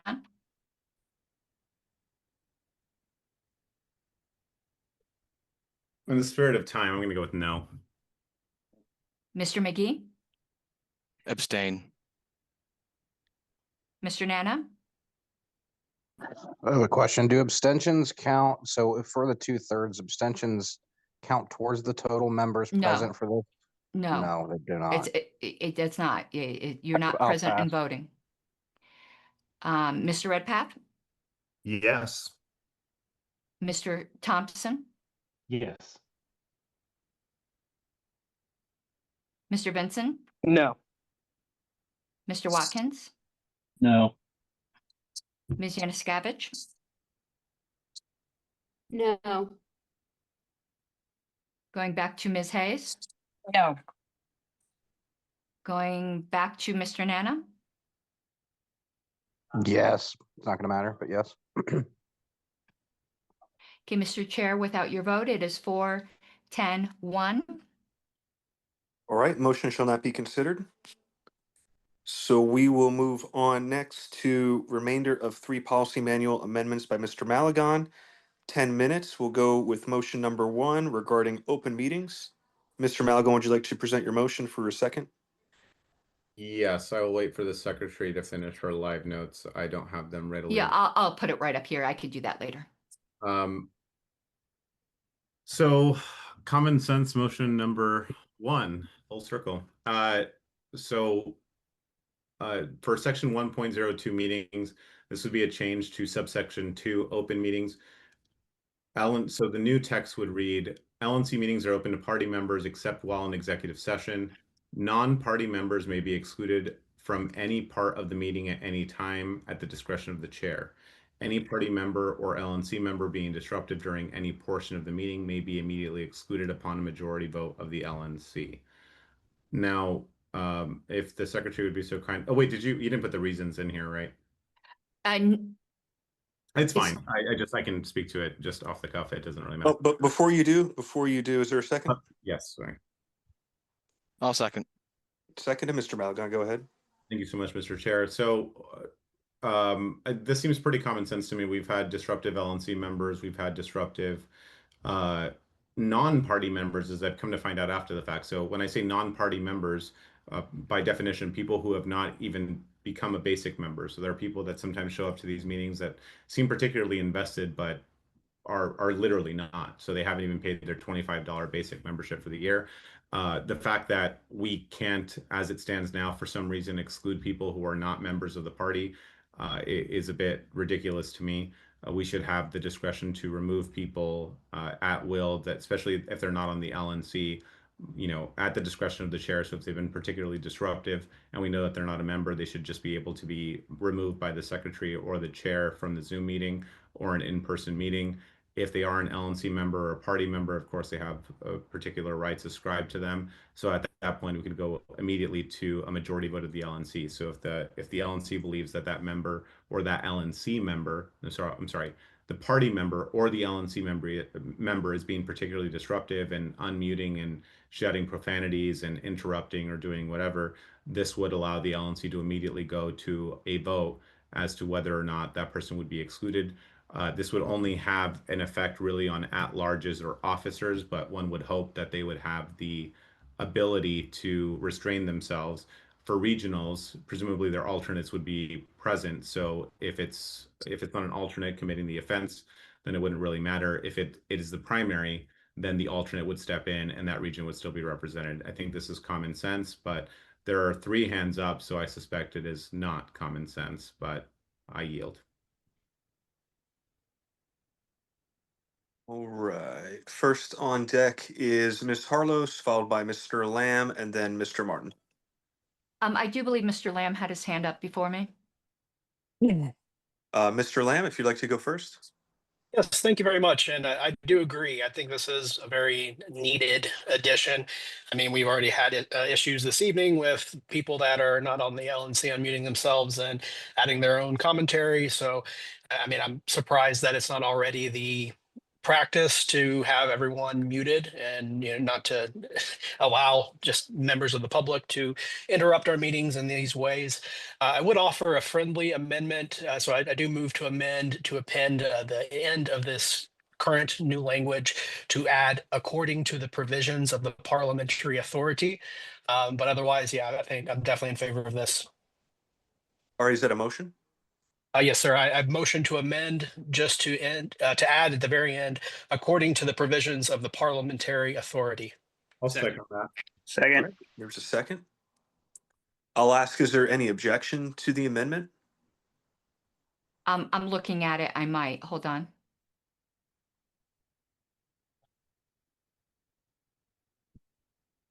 I'll save my comments for debate. No objection. Well, I wish to debate it. So, All right. well, Hold on, I'm sorry, point of before we, parliamentary inquiry, Mr. Chair. Are we now, so because we're on the amendment, the debate has now shifted. Discussion is now on the amendment to the main motion, correct? correct. Yep. So we are on the amendment. I guess there's a couple hands raised. If you can put your hands down, unless you'd like to debate on Well, the amendment. Sorry, a point of parliamentary inquiry. If Mr. Lamb wishes to speak to his amendment, I would not be opposed. Mr. Lamb, would you like to speak on behalf of your amendment?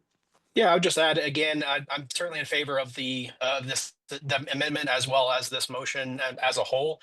I think this amendment just makes it cleaner, as we already have a parliamentary authority that we refer to. So I think it is just important to have this in there as well. Okay. Ms. Harless, you had your hand raised? Yeah, I think this, it's not that I object in principle. I object due to it adds confusion. So Mr. Lamb struck on a very important point with this, that an LNC member is entitled to certain due processes pursuant to the parliamentary authority. So great if this was just talking about an LNC member. But appending this, what right does a party member have according to the provisions of the parliamentary authority? That's where I'm getting a bit confused and why I said I wanted to think about it. I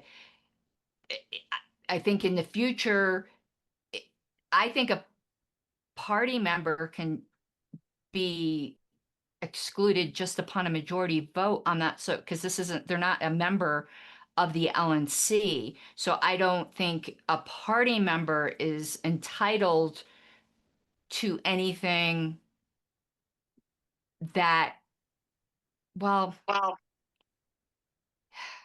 I'm just a bit confused as to how that would apply to a party member. It might easily, this could just be me having a brain burp. So that's all I was going to say. Thank you.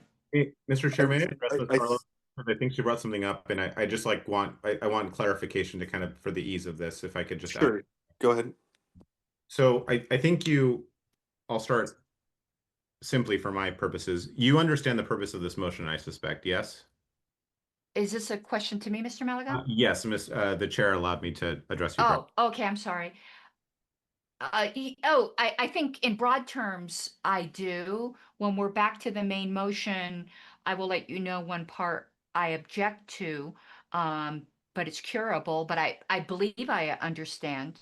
So the purpose of this, and I don't know what the remedy for this is outside of, whatever, but I'm not, so just to be clear, I'm not suggesting that the party member has the same rights as the LNC member, but it's to prevent if someone is habitually interrupting, once maybe a misnomer, it's fine, whatever.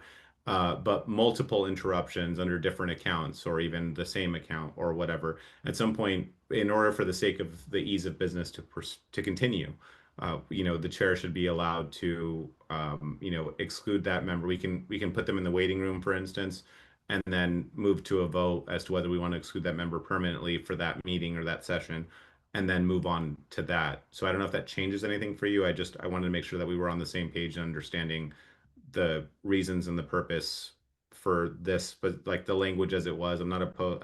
As you saw, I wasn't opposed to Mr. Lamb's additional language. That's fine. But, yeah, I just wanted to see where you were at on that, or if that was understood if I had made myself clear in the way that I presented this motion. And thank you, Mr. Malagan. I withdraw my objection. I think I'm getting way into theory land a bit too much. So I don't know if there's other objections, but I withdraw my objection to Mr. Lamb's amendment.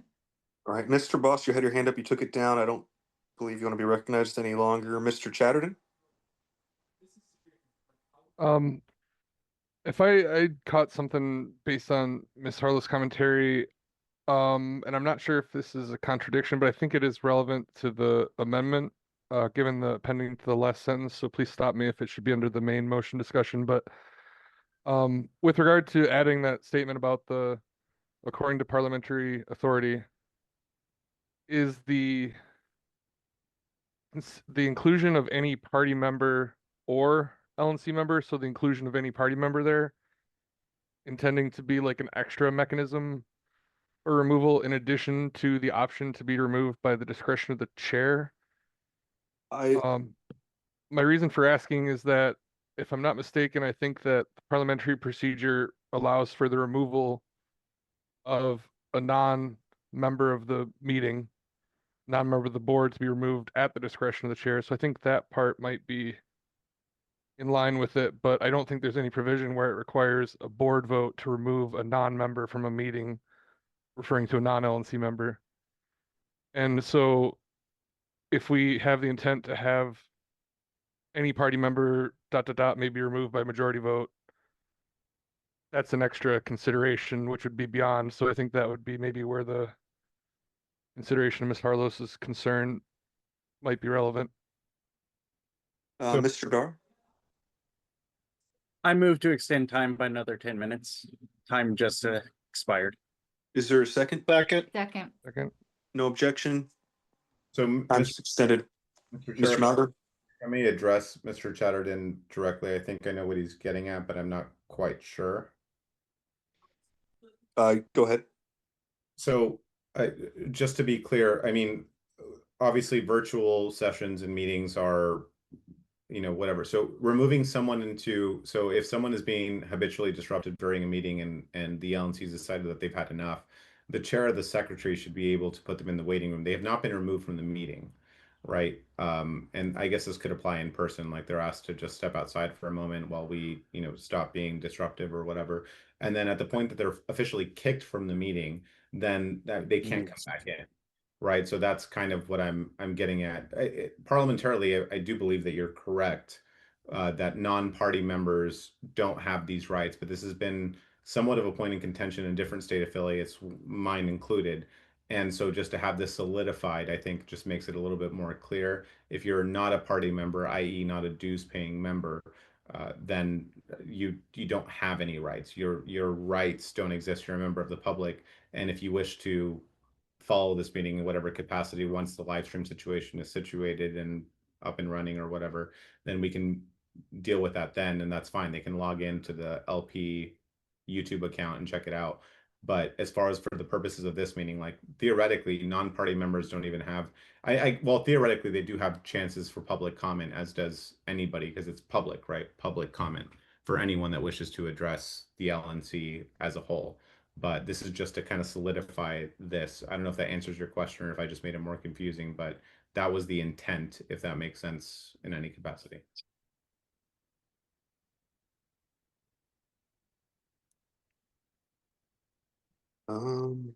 Ms. Harlow's. Yeah, I think debate has gone afield of the amendment, but it is kind of related. Well, it is. So just to be, because of the parliament, because he mentioned the parliamentary authority, and I think that he's correct. I just don't know. It's not bad to solidify it, which is why Mr. Lamb adding that language it doesn't bother me at all. Mr. Chair, may I go a bit afield of the amendment in order to address a point of that?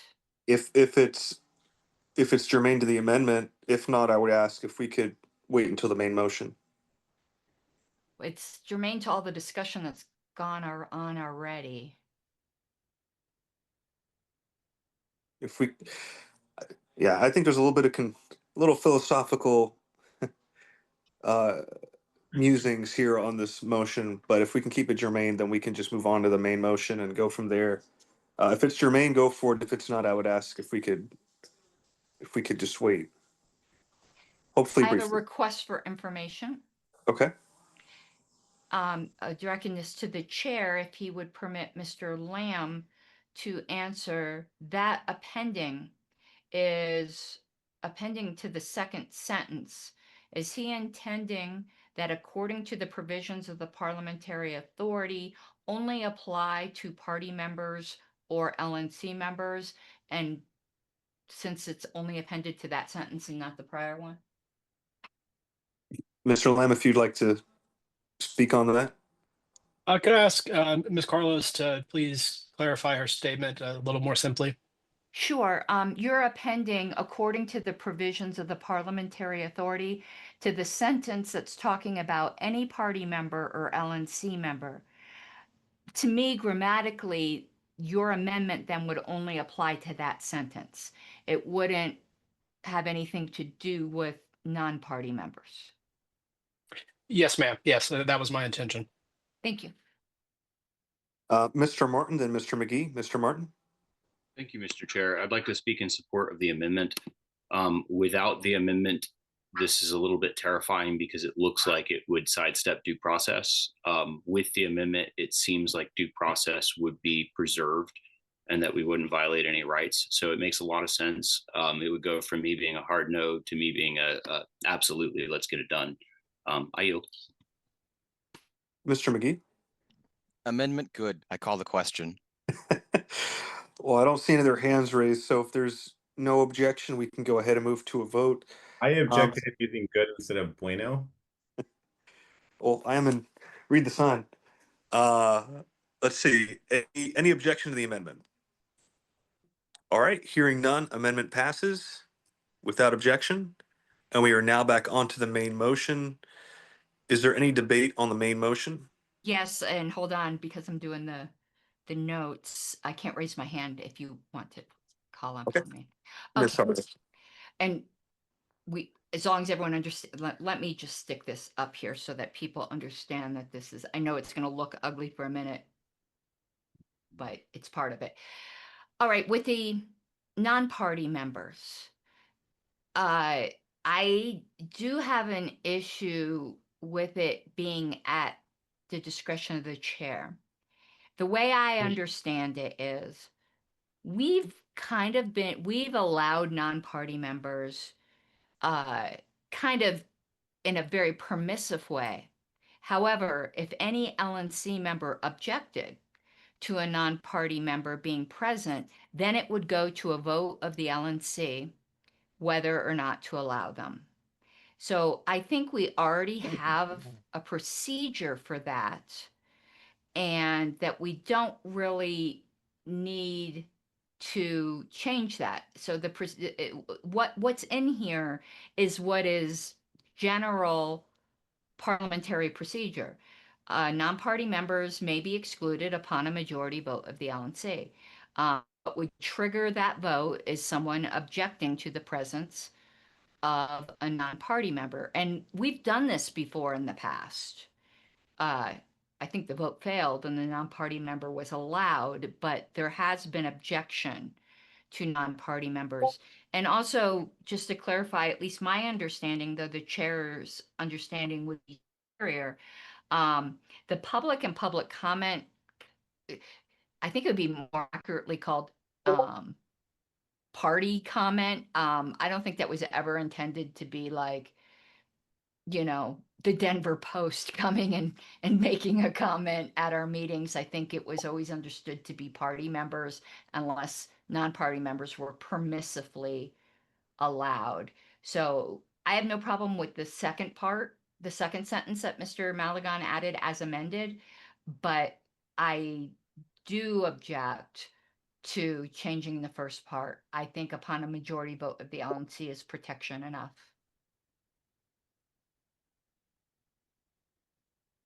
All right. Thank you, Ms. Harlos. I don't see any other hands going once, going twice. Sorry, I can't raise my hand. So can we, just to curb Ms. Harlow's, well, not objections, I guess, concerns. I will amend the amendment to. Oh, we already dispensed with the amendment. We're back on the main motion. Okay, well, is it in order to amend the main motion? Yep. So I would like to amend the main motion to just say, I'm sorry, if the secretary could scroll up just a bit.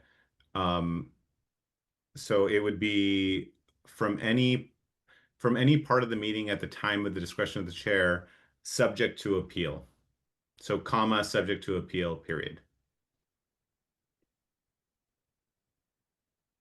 I'm going to put it in all caps just so that we know what's the new So stuff. that if the issue is that, you know, the discretion of the chair is too broad, if someone on the LNC doesn't think that someone interrupting, you know, 4 or 5 times is too much, if someone just appeals whatever they consider to be the discretion of the chair, if it's too arbitrary, then there we are.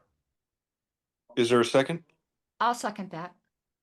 All right, we are now on discussion. Mr. Maligan, if you wanted to speak to it or if you wanted to. I think it speaks for itself. I just did. I'm sorry. I think it speaks for itself.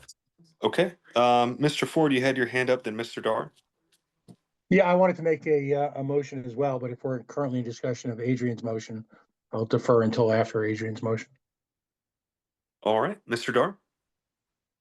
I was much too optimistic in my previous motion to extend. I now move to extend by another 20 minutes. I'll second. Any objection to extending for 20? Hearing none, we are extended for 20 minutes. Ms. Harless, you have your hand raised still? Yes. I'd like to speak in favor. Sure. And actually strongly in favor. I like this because there's a tendency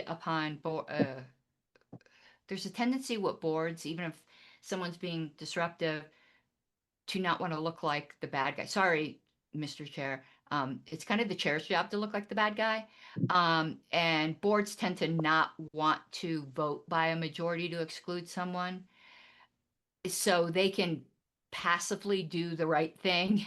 Sorry, Mr. Chair, again, No and let the worries. chair take the heat. So I actually am strongly in favor of this. I think this will be a more efficient way to deal with non-party members who really shouldn't be at our meeting. So I thank Mr. Maligan for his amendment. Mr. Ford, you still have your hand raised. Was that an artifact? I'd still like to make an amendment, but I don't know if parliamentary, this is the right time. Okay, I'll call on you once we get back to the main motion then. Thank you. So we do have an amendment on the table. I'll ask the body, is there any objection to the amendment? All right, hearing no objection, the amendment passes. Mr. Ford, you have the floor, sir. Yeah, I'd like to make a motion to amend to raise the threshold for removing an LNC member from 50% to 2/3. My reasoning is simple. I think that the behavior has to be extraordinary to remove an LNC member. At the same time, okay, thank you. You get the point. I'm going to have a question as secretary for Mr. Ford in a Yeah, minute. I was going to ask Mr. Ford. I hear you. I'm not sure where would you like to put that language in there? Would you like to scroll up here? If I'm at the main motion, where it talks about a 50% vote of the LNC to remove an LNC member, I'd like to raise that from 50% to 2/3.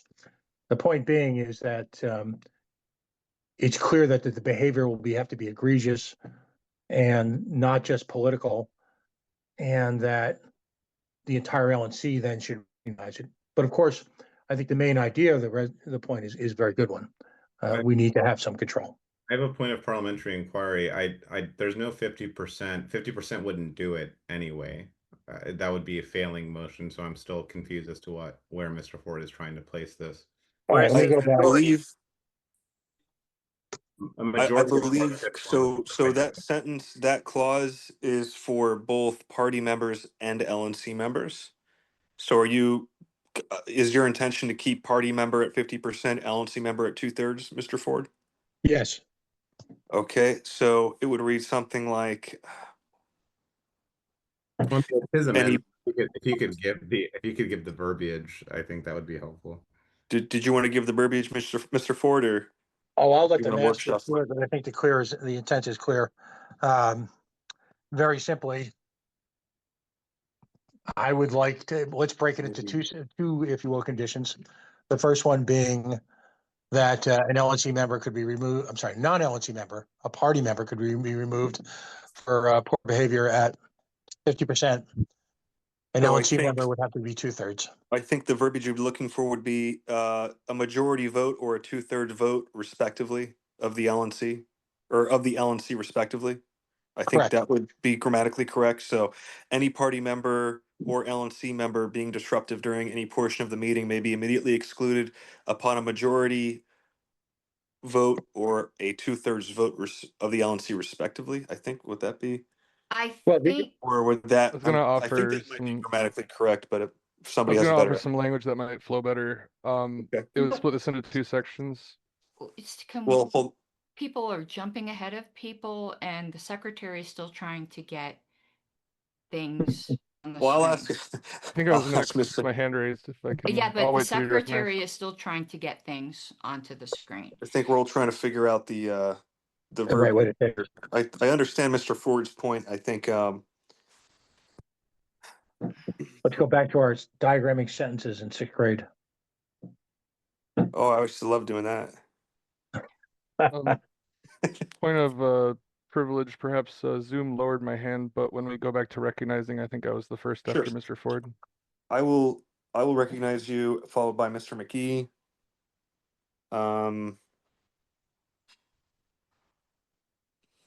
I mean, Madam Secretary, do you have verbiage in mind, or should I ask around? Okay, here's the problem, Mr. Chair.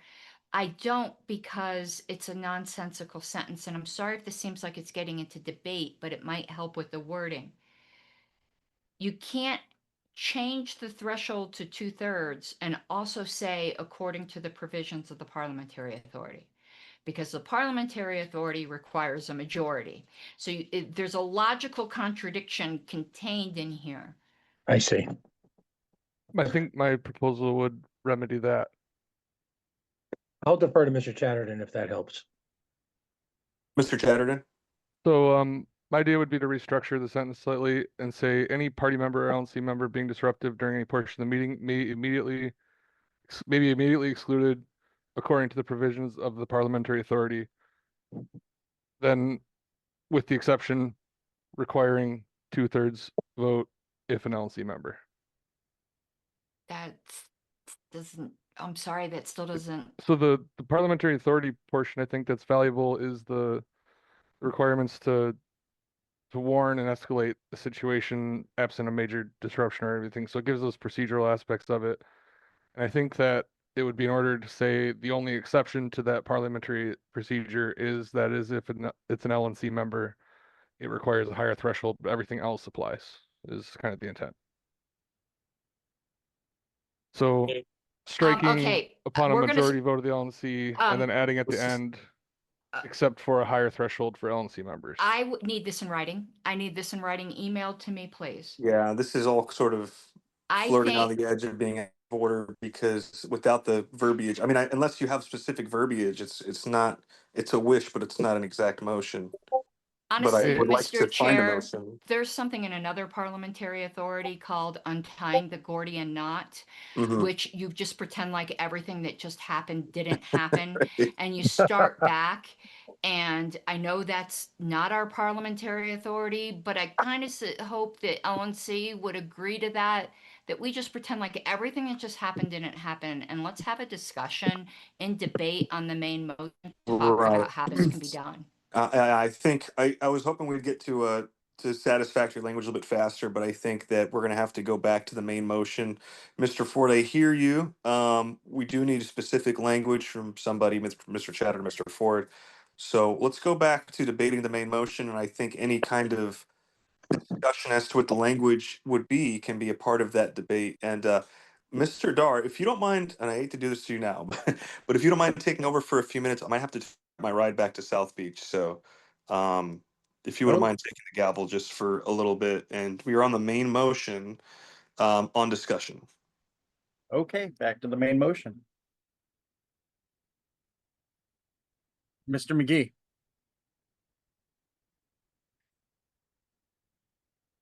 I see your hand Thank you. raised. I think the appropriate way to do this would just be to divide any party member or the LNC member into separate sentences with the appropriate verbiage. There's no need to combine this. This is very simple. Just have any party member being disruptive during any portion of the meeting may be immediately excluded upon a majority vote of the LNC, according to provisions of the parliamentary authority. and then have an additional sentence that says any LNC member being disruptive during any portion of the meeting may be immediately excluded upon a 2/3 vote of the LNC according to the provisions of the parliamentary authority. And if there's no objection, I'll move that amendment.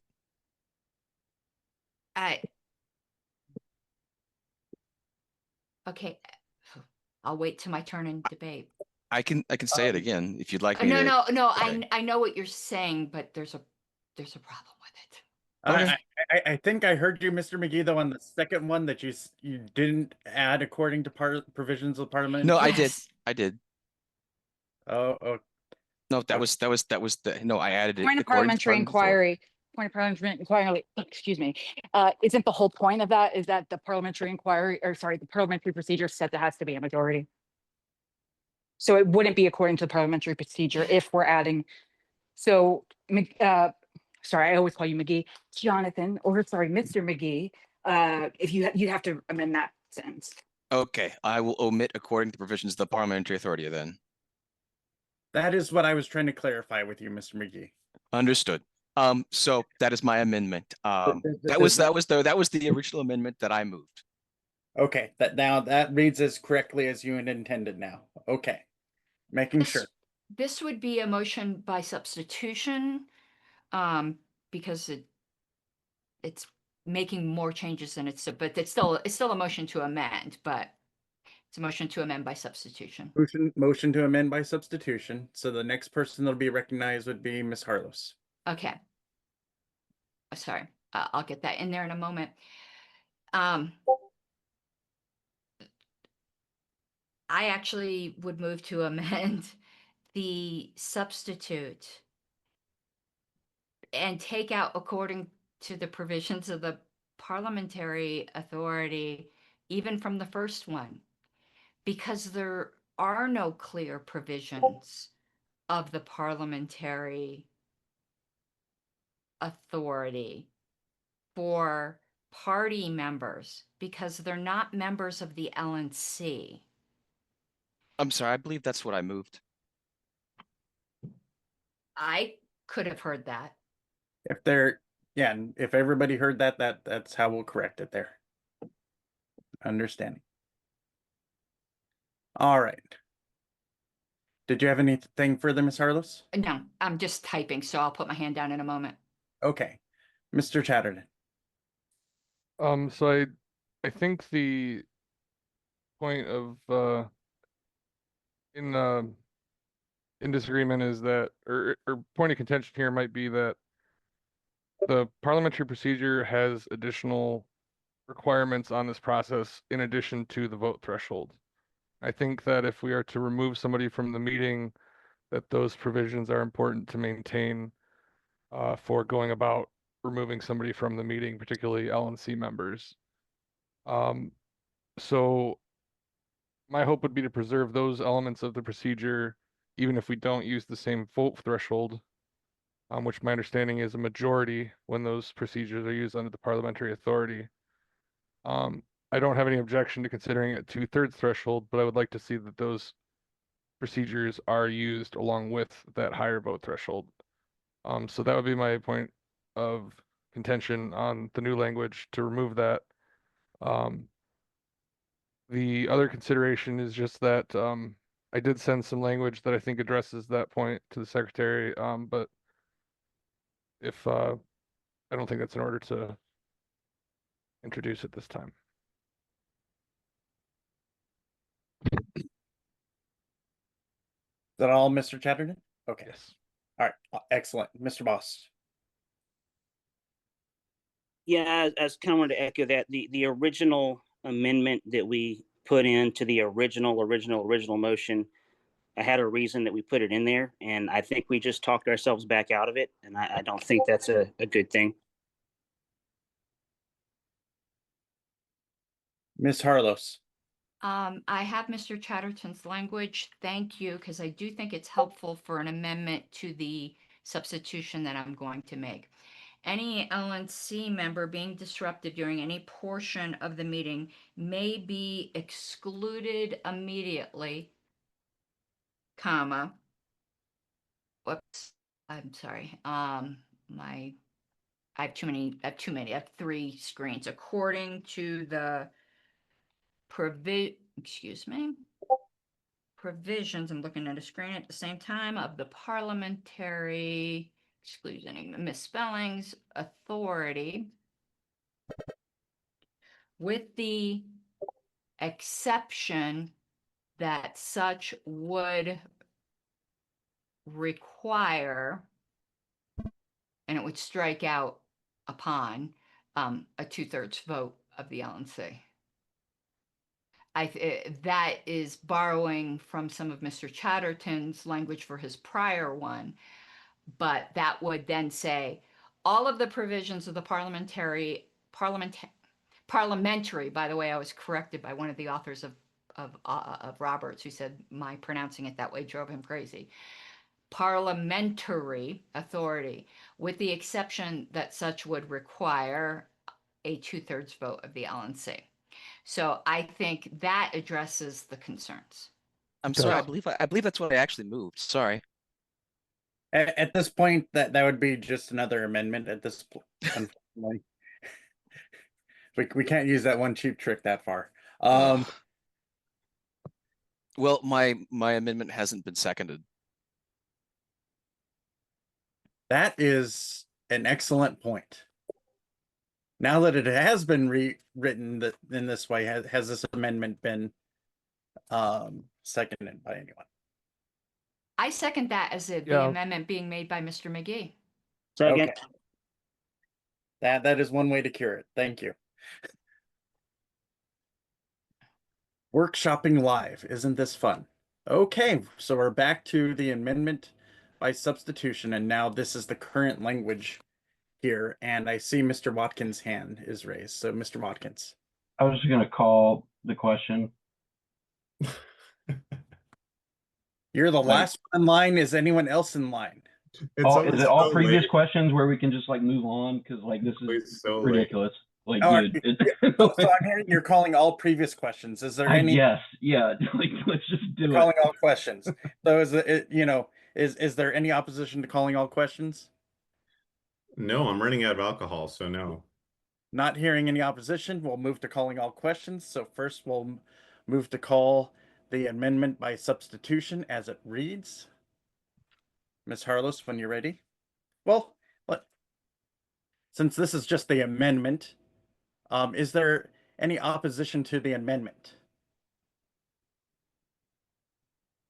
Not hearing any of the opposition to the amendment, this is now the main motion. Now the main motion will require a roll call vote. And Ms. I just want Carlos? to make sure this is motion 1.2, okay?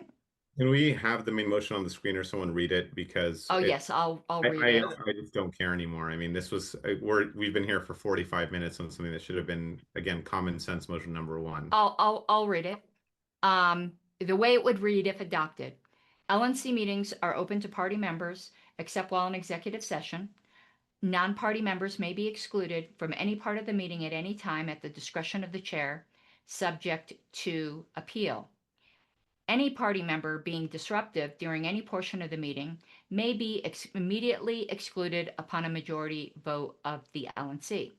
Any LNC member being disruptive during any portion of the meeting may be immediately excluded according to the provisions of the parliamentary authority, with the exception that such would require a 2/3 vote of the LNC. Thank you. This is, one second. Is this your motion 1.2? Did I say it was 1.2? That is what you said earlier. Yeah, it's 1.2. Just wanted to make sure. Mr. Bost. Yes. Mr. Chatterton. Yes. Mr. Dar. Oh, sorry, you're chairing. Mr. Dassing. Yes. Mr. Ford. Yes. I will vote yes. Ms. Hayes. Yes. Mr. Lamb. Yes. Mr. Maligan. Pass. Mr. McGee. Mr. Aye. Nana.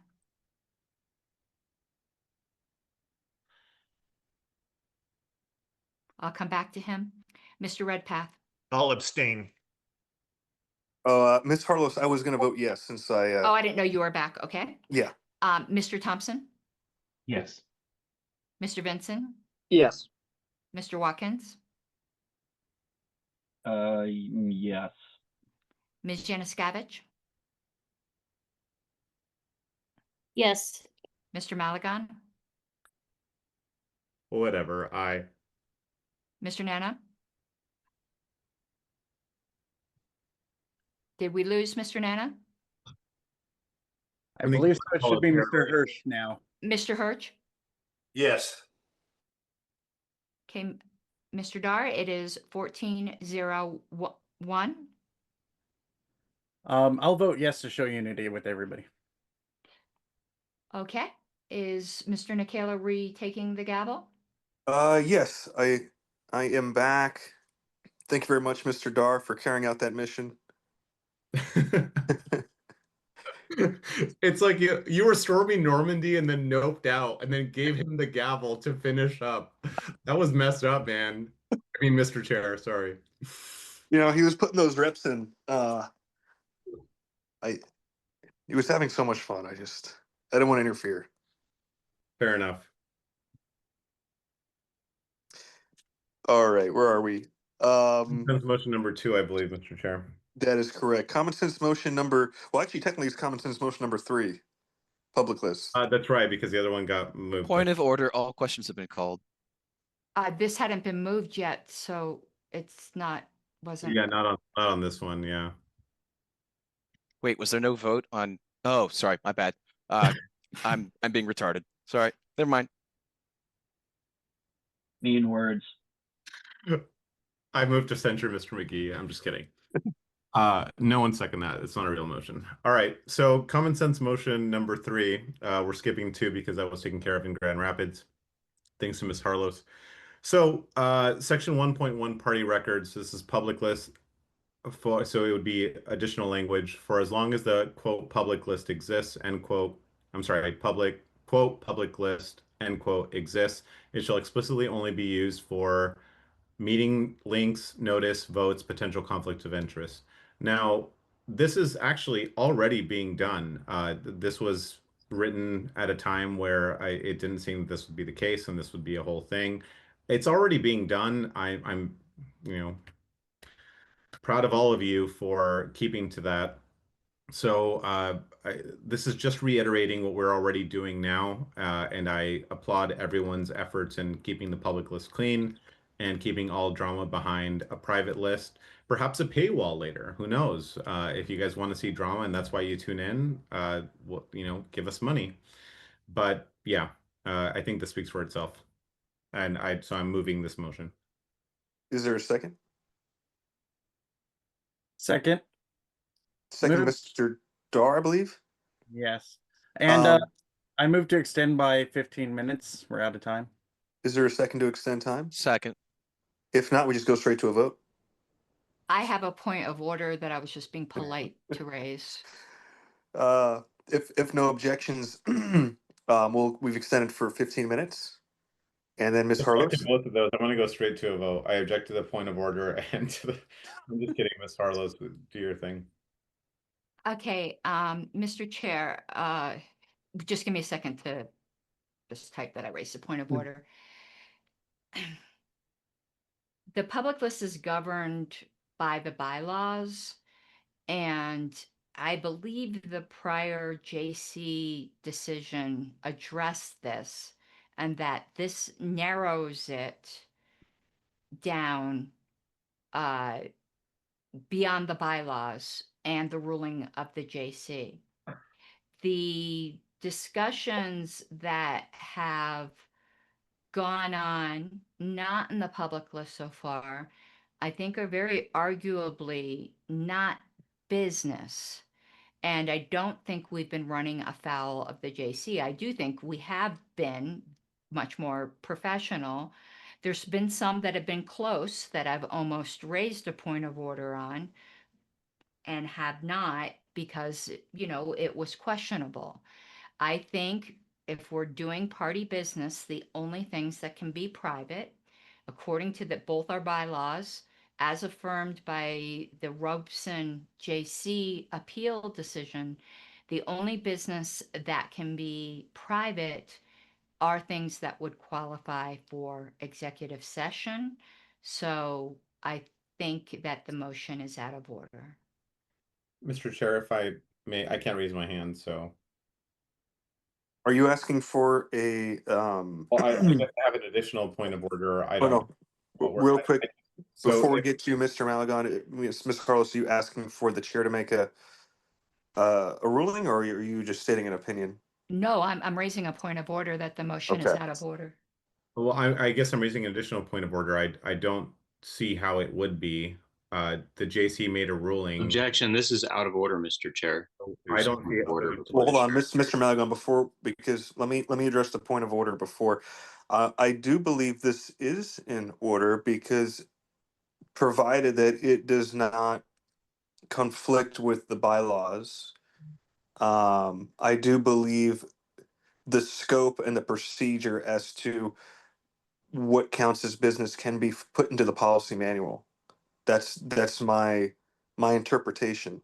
It's basically telling the LNC this is the policy as to the carrying out of the bylaws mandated business list. And so I think there can be there certainly could be policy manual amendments that would be out of order, but I think in this case this is technically in order. That would be my official ruling. Took the words out of my mouth. Thank you. I would appeal the ruling of the chair, and if the chair wishes to speak to his ruling, I'll speak to my appeal. Okay.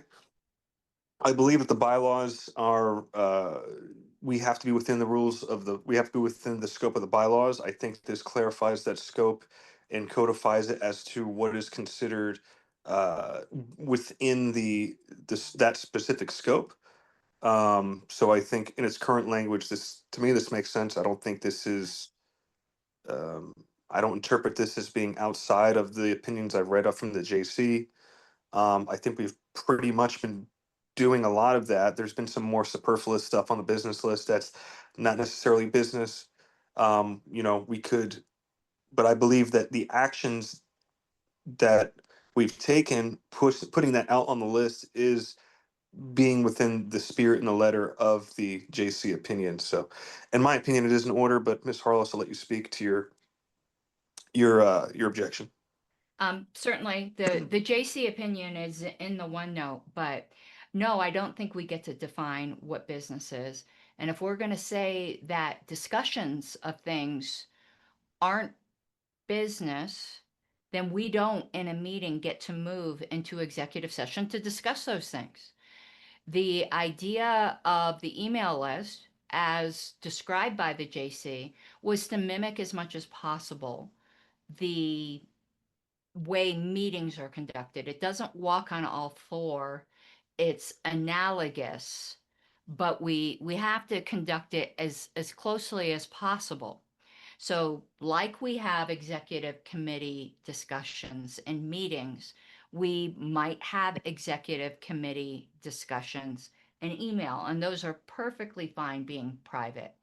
But actual business discussions, those we can't define out of existence. We can't have a different standard for our meetings logically or consistently and have a different standard for our emails. I do think that that was absolutely the spirit of the JC opinion.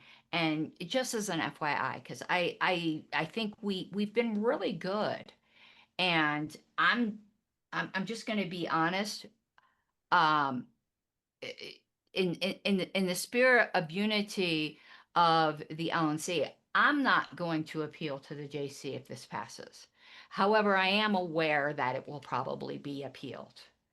And I would sign on to such an appeal, but I wouldn't personally be the petitioner in any such appeal because I'm trying to move forward with this LNC.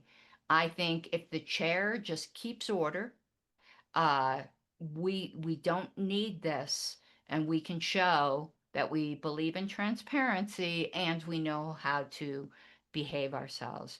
I would like, for our sake and the sake of our much beleaguered JC, to not have any more appeals this um this term.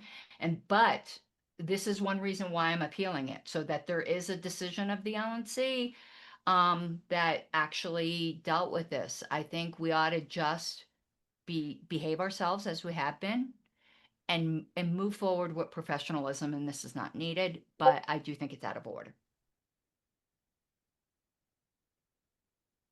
All right. Is there? I'm trying to remember. Appealing of the ruling of the chair. Is that actually up for debate? I had my well, I had my hand raised to support your Mr. Chatterton came up. I can't raise my hand for some reason on Zoom, so I had my hand raised before Mr. Chatterton. Sure. And I hate to do this. It's probably more appropriate anyway. Mr. Dar, if you could actually take over, because I'm about to hop into an Uber to head back to South Beach. So what is going on in Florida? We just Uber everywhere. I know a guy that can get you to from point A to point B without any transactional, whatever. But anyway, Mr. Dar, may I speak in favor of the chair's ruling? Yes, go ahead. Thank you. So, the JC they interpreted the bylaws in the way that they saw fit at the time. You're talking about 5 people that are, overruling the LNC, which is comprised of significantly more, I think 17 voting members at any given time. This is after the fact. So we are giving a definition to what is allowed on the public list and what it should be used for. And so let me just do a little bit of quick math here. I have been doxxed twice. I have had 2 different employers contacted 4 times for stuff on the business list, and I'm not really a fan. I'd rather keep that kind of stuff in, on the back end if we're going to have disagreements or whatever, because apparently libertarians think it's fine to attempt to destroy someone's livelihood. And actually, the most recent one was done yesterday, so that was fun for me. I just think this is a common sense thing. We've already been doing it. I don't see how it's out of order. Whatever the JC decided based on their interpretations of the bylaws, we are making a policy manual amendment now to define what the public list should be and why. So this cry of transparency is kind of just a misnomer for we want to be able to screenshot things and dox people or send it to their employers or to their family members or whatever to destroy their livelihoods. And I'm not about that. So at the very least, we know that if it's on the back end, it's an LNC member being wildly unlibertarian and trying to destroy someone's livelihood and ruin their life or doing whatever. All business has been transacted on the public list. Any member of the public can contact their region rep, any at-large member. I've gotten a lot of actually emails in the last few weeks, and I respond. If it's a real question, I respond in kind. There's no lack of transparency here. There are some things that need to be kept private, and we can have it out behind closed doors. It's no different than picking up a phone and talking to whoever about your disagreements about whatever given thing. It doesn't really matter. This is just to keep things as professional as possible. While you were all in executive session, Miss Erin Adams, I believe, spoke about professionalism and some people just can't help themselves. That's the reality of the situation. We've been doing well so far, but that's not to say that we won't digress in the future. Or regress rather in the future. So I'd much rather just have this codified so that everyone understands that this is standard practice and we're good to go. I think that the chair's decision to keep this in order is absolutely correct. And I would encourage everyone to vote in favor to sustain the ruling of the chair. Thank you.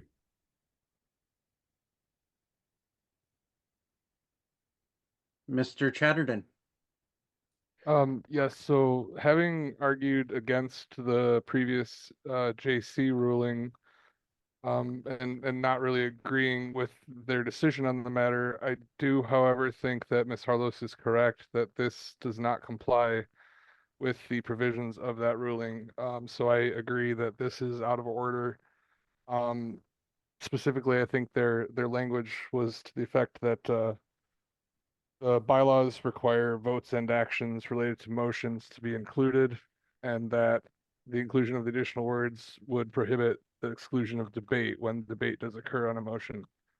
I have a So parliamentary I inquiry. think that the language here would not be compliant with that, as I understand the intent for its implementation.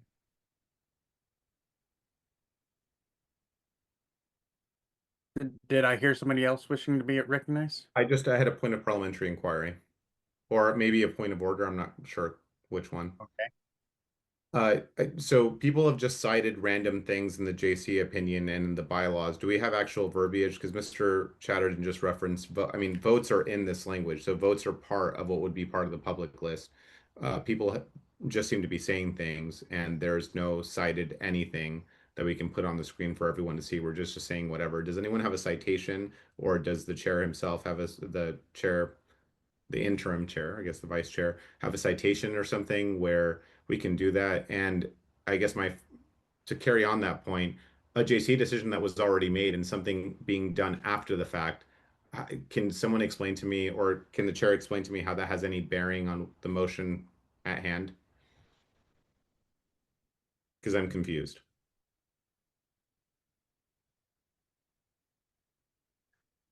For myself, I do not have that prepared to present at this time. I'll now recognize Mr. Martin. Thank you, Mr. Chair. If it pleases the chair, I would kind of just respond. Mr. Chair, I'm sorry. As a point of we have two parliamentarians on. Would you allow Mr. Jonathan Jacobs to be recognized to speak on this? I would object. I would like a parliamentarian to speak on this. Mr. Chairman, I apologize, but the member can we call the member to order? Parliamentary inquiry that was not satisfied. So if you don't have the answer, Mr. Chair, respectfully, I would like. I did not realize Mr. Jacobs was wishing to be recognized. I don't know if he is. I'm just saying we have two parliamentarians, and I would like to hear from Mr. Jonathan. Would either of the parliamentarians on the call? I would object to that, Mr. Dar. Neither of the parliamentarians are actually retained by the LNC, and one of them argued in the JC decision, and I just don't think that's appropriate. Mr. Chair, if I could reclaim the floor.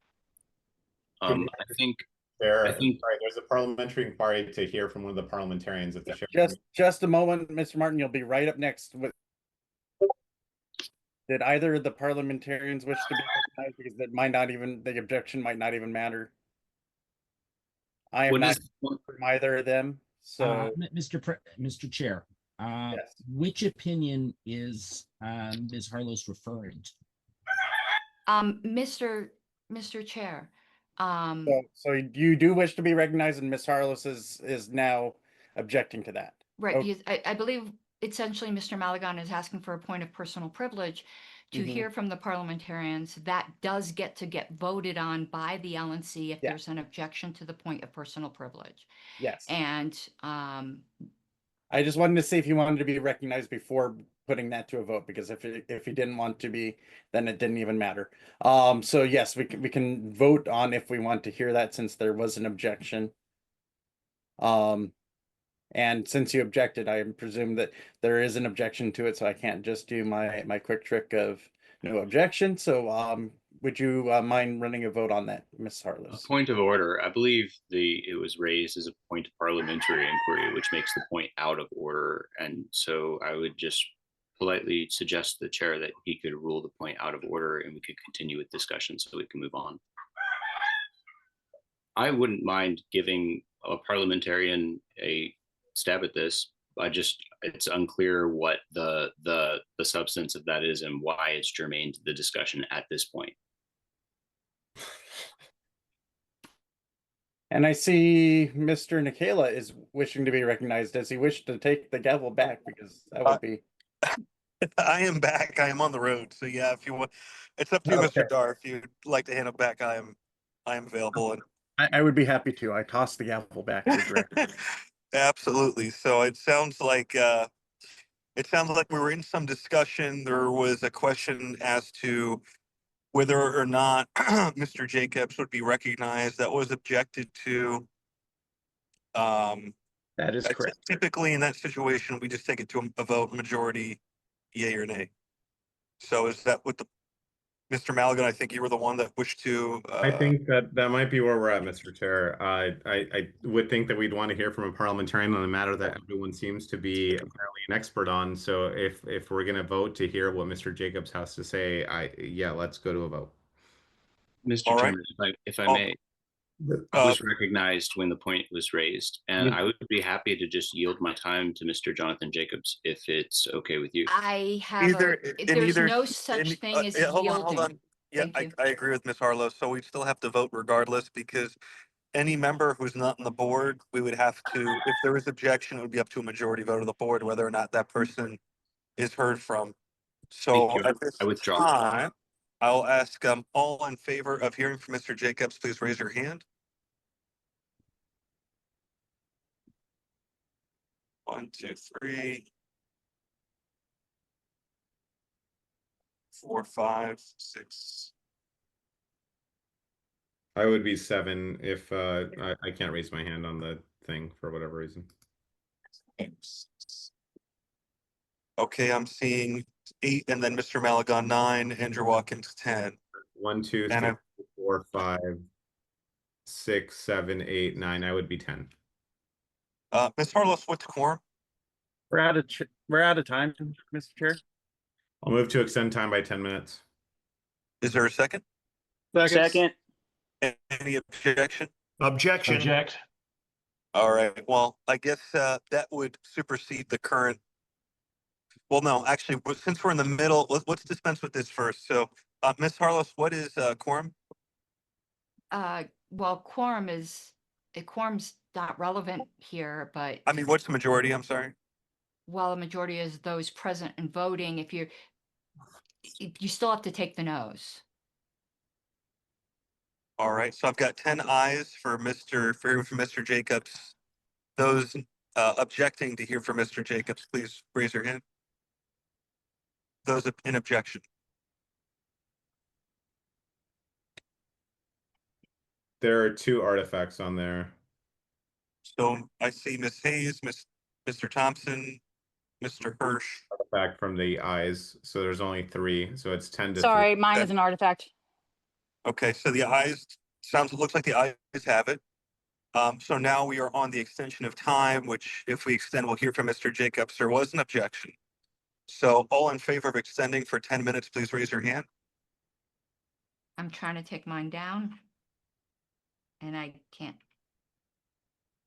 take mine down, Mr. Chair. 5, 6, 7. I won't include you in the tally. 2, 3, 6. I'm seeing 6 in favor of extending time. 7 if you count me. I can't. 7.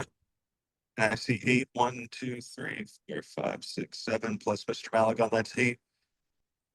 All those objecting to the extension of time, please raise your hand.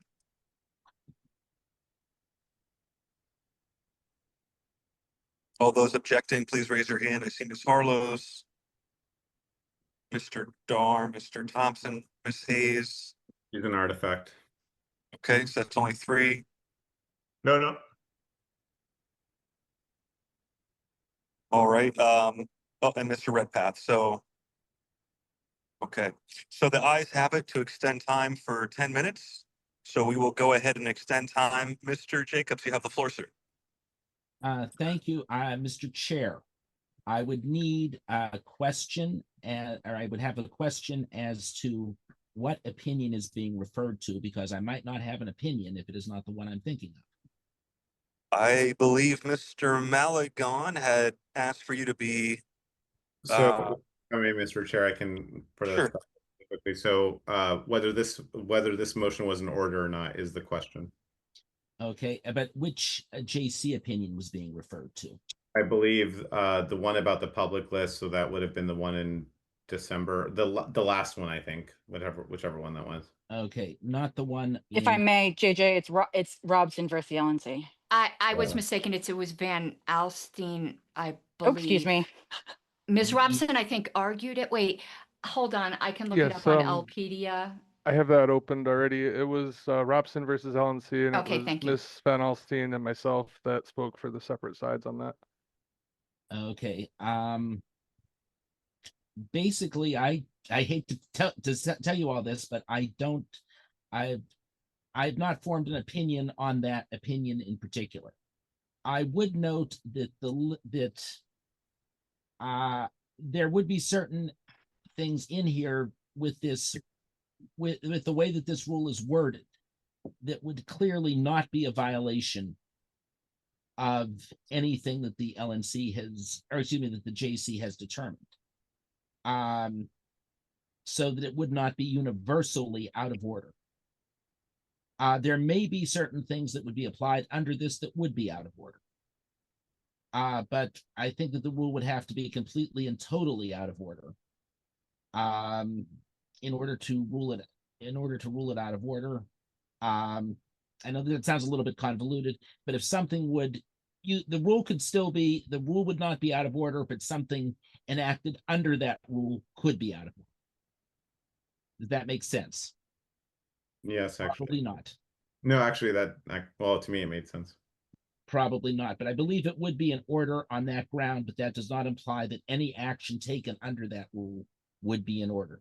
Point of inquiry, Mr. Jacobs. This is Meredith Hayes. And I might be asking a very dumb question right now. I apologize. But as far as I'm concerned, does the JC opinion have like the force of law? I would have to take a look at that. I think it could be binding unless it was something that was taken in violation of the bylaws. Thank you. And I'm not really, I would have to take a look at that opinion very seriously and give you a much more educated answer than I'm capable of doing right now with this just being popped up. But the rule would be such that something enacted under it may or may not be out of order.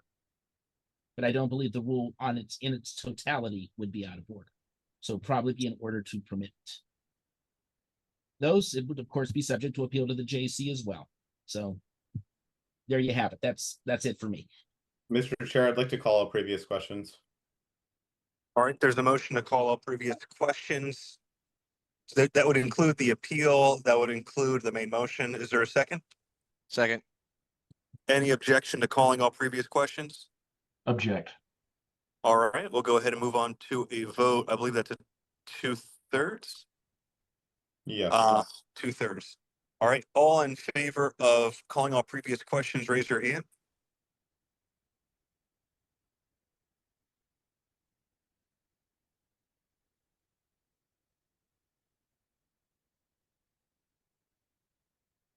All right, I'm seeing 10 hands. Mr. Malagon, are you unable to raise your hand? Yeah, so I'm 12. I just counted. I would be the 12th person to raise their hand. I'm seeing 10. I think it'd be 11, unless there's somebody else here. Let me just double check. I'm seeing 10 as well, Mr. Chair. 3, 4, 5, 6, 7, 8, 9, 10. I would be 11. Someone there would have been an artifact. Apologies. All right, and then all opposed to calling all previous questions, please raise your hand.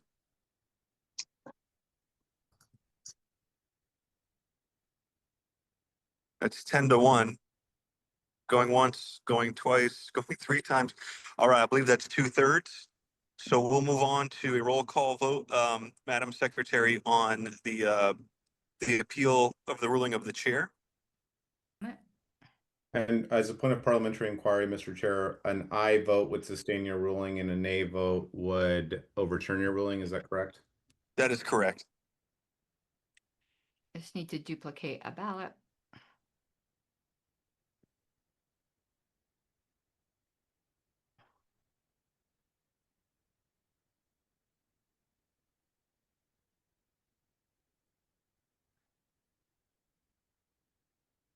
Give me 1 second.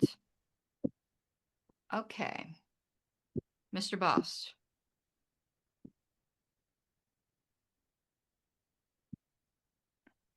I will come back. Mr. Chatterton. Pass, please. Mr. Dar. No. Mr. Dassing. Yes, to uphold the ruling of the chair. Mr. Ford, Yes, please. I will vote no. Ms. Hayes, Yes. Mr. Lamb, Yes. Mr. Maligan, Aye. Mr. McGee, Aye. Mr. Nana, No. Mr. Redpath. No. Sorry, as a point No. of parliamentary, that was Mr. Hirsch. Mr. Nana is not here. Oh, thank you. Thank you so much, Mr. Maligan. Mr. Thompson, No. Mr. Vincent, Yes. Mr. Watkins, Yeah. Ms. Yanuskavich, Yes. Mr. Bost. Did we lose Mr. Bost?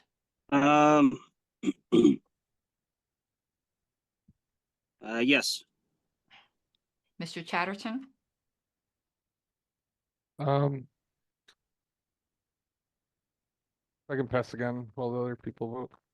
Mr. Ford? Actually, I abstain. I'm sorry, Madam Secretary. All right. Mr. Ford? I'll say yes.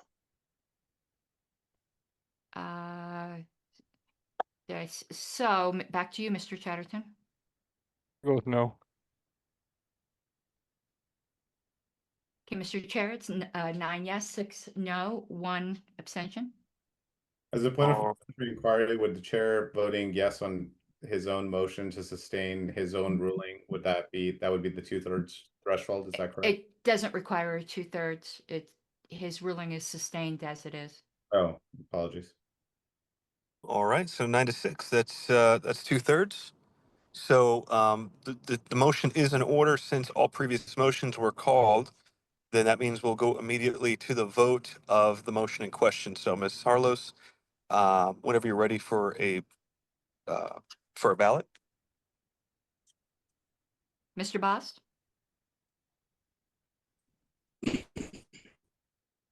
Pass. Mr. Chatterton? No. Sorry. Mr. Dar? No. Mr. Dessing? Yes. Mr. Ford? Pass. I just got back. Thank you. I will vote no. Ms. Hayes? Yes. Mr. Lamb? Yes. Mr. Maligan? Aye. Mr. McGee? Aye. Mr. Nana? No. Hirsch, Mr. Hirsch. Oh, Hirsch. God. Thank you. Thank you so much. Mr. Hirsch? You were no? No. Thank you. Mr. Redpath? No. Mr. Thompson? This is Coward. No. No. Oh, this is Mr. Coward. Okay, thank you. Mr. Vincent? Yes. Mr. Watkins? Yeah. Ms. Yanuskavich? Yes. Mr. Bost? Abstain. Mr. Ford? Yes.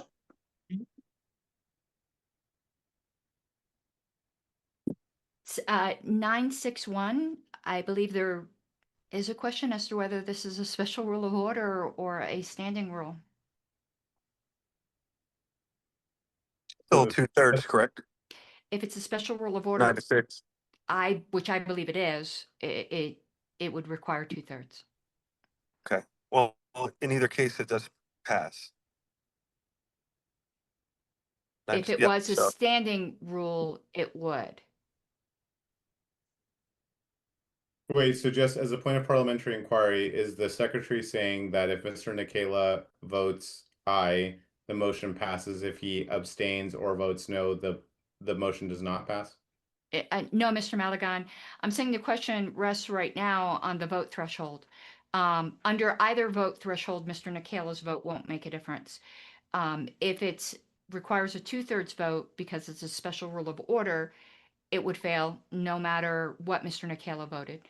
If it was a standing rule, which would require a majority, it would pass no matter how Mr. Nikela voted. So the question now becomes whether it's a standing rule versus a special rule. Is that my understanding? Yes, Mr. Maligan. Could we get a ruling on that? Because that seems very innocuous. Because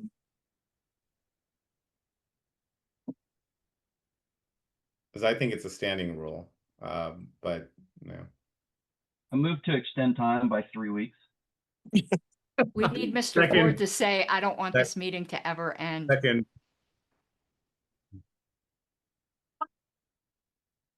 So is the question? I'm no mathematician, but isn't this 2/3? No, in order for it to be 2/3, the yeses have to be twice as many as the nos.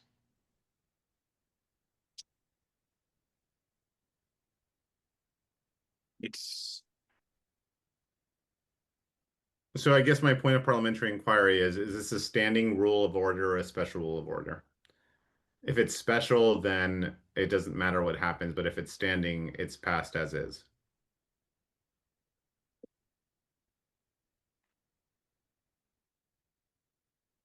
Give me one moment here. Can you scroll back up to the language?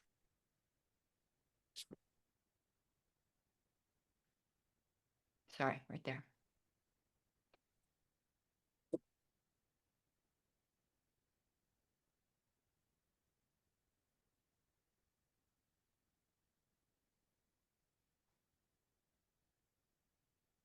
Let me see here.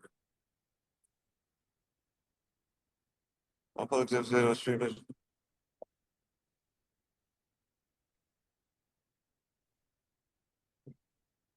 It's interest. Do any of our resident parliamentarians want to give any input whether or not this is a standing rule versus a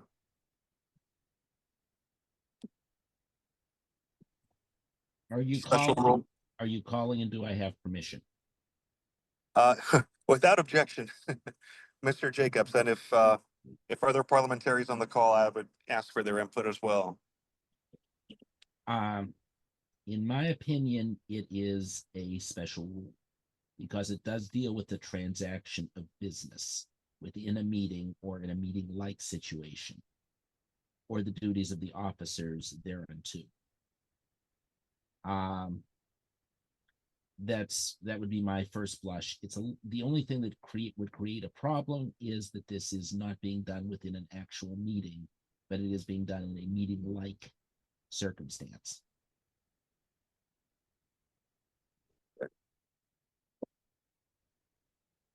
I believe Mr. Brown has some comments. Mr. Brown, you're recognized. Yeah, it's a very close call, but in my opinion, and apparently based on what Mr. Jacobs just said, I would concur with him. This has to do with the orderly conduct of business in a meeting and with the duties of officers. I believe it is in the nature of a special rule of order and not a standing rule. The standing rule normally has to do with the administrative affairs of an organization, such as who signs the checks, who shall be responsible for opening the clubhouse, that sort of thing. If it has to do with the conduct of business in a meeting, and this is essentially a meeting, it would be a special rule of order. So although it's a close call, I would say I believe it's more in the nature of a special rule of order. Well, the fact that it is supplementary, I guess would make it a special rule. So in that case, then motion fails for lack of 2/3 vote.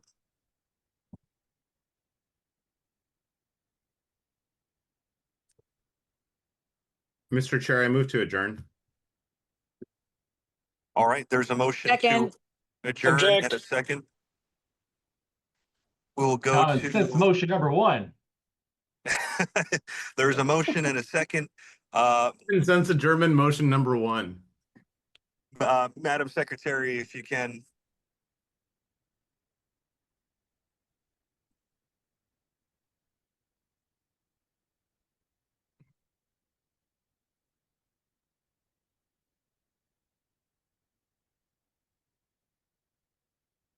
One moment.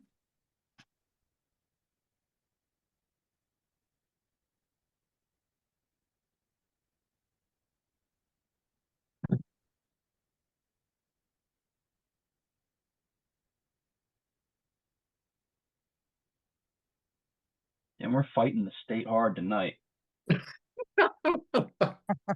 We do, if we subject the state to that- this, they'll cave. Is that what we call this? The night is young. I could still end up in a Grand Theft Auto 6 trailer. So Mr. Brown's hand's raised, and I don't know if that's an artifact, Mr. Chair. Mr. Brown objects to leaving. Okay, it was Yeah, an artifact. It's an artifact. Mr. Bost,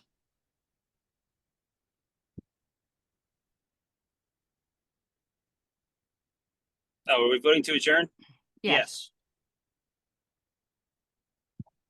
Mr. Chatterton, Abstain. Mr. Dar, Yes. Mr. Dassing, Abstain. Mr. Ford. Yes. I will vote no. Ms. Hayes, Oh, hell yes. Mr. Lamb, No. Mr. Maligan, Aye. Mr. McGee, Aye. Mr. Nana, Yes, Mr. Hirsch. Mr. Hirsch. I'm sorry. Mr. Redpath, No. is it going to be Mr. Thompson or Ms. Coward? There'll be one of us. Yes. Mr. Vincent, Yep. Mr. Watkins, Sorry, yes. Ms. Yanuskavich, Yes. Mr. Chair, it is 10-3-2. It doesn't seem to add up right. There's missing a vote. It's another one of those that didn't add up right, but in either event, it would have been, won't make a difference. motion passes. We are adjourned as of 9:55 p.m.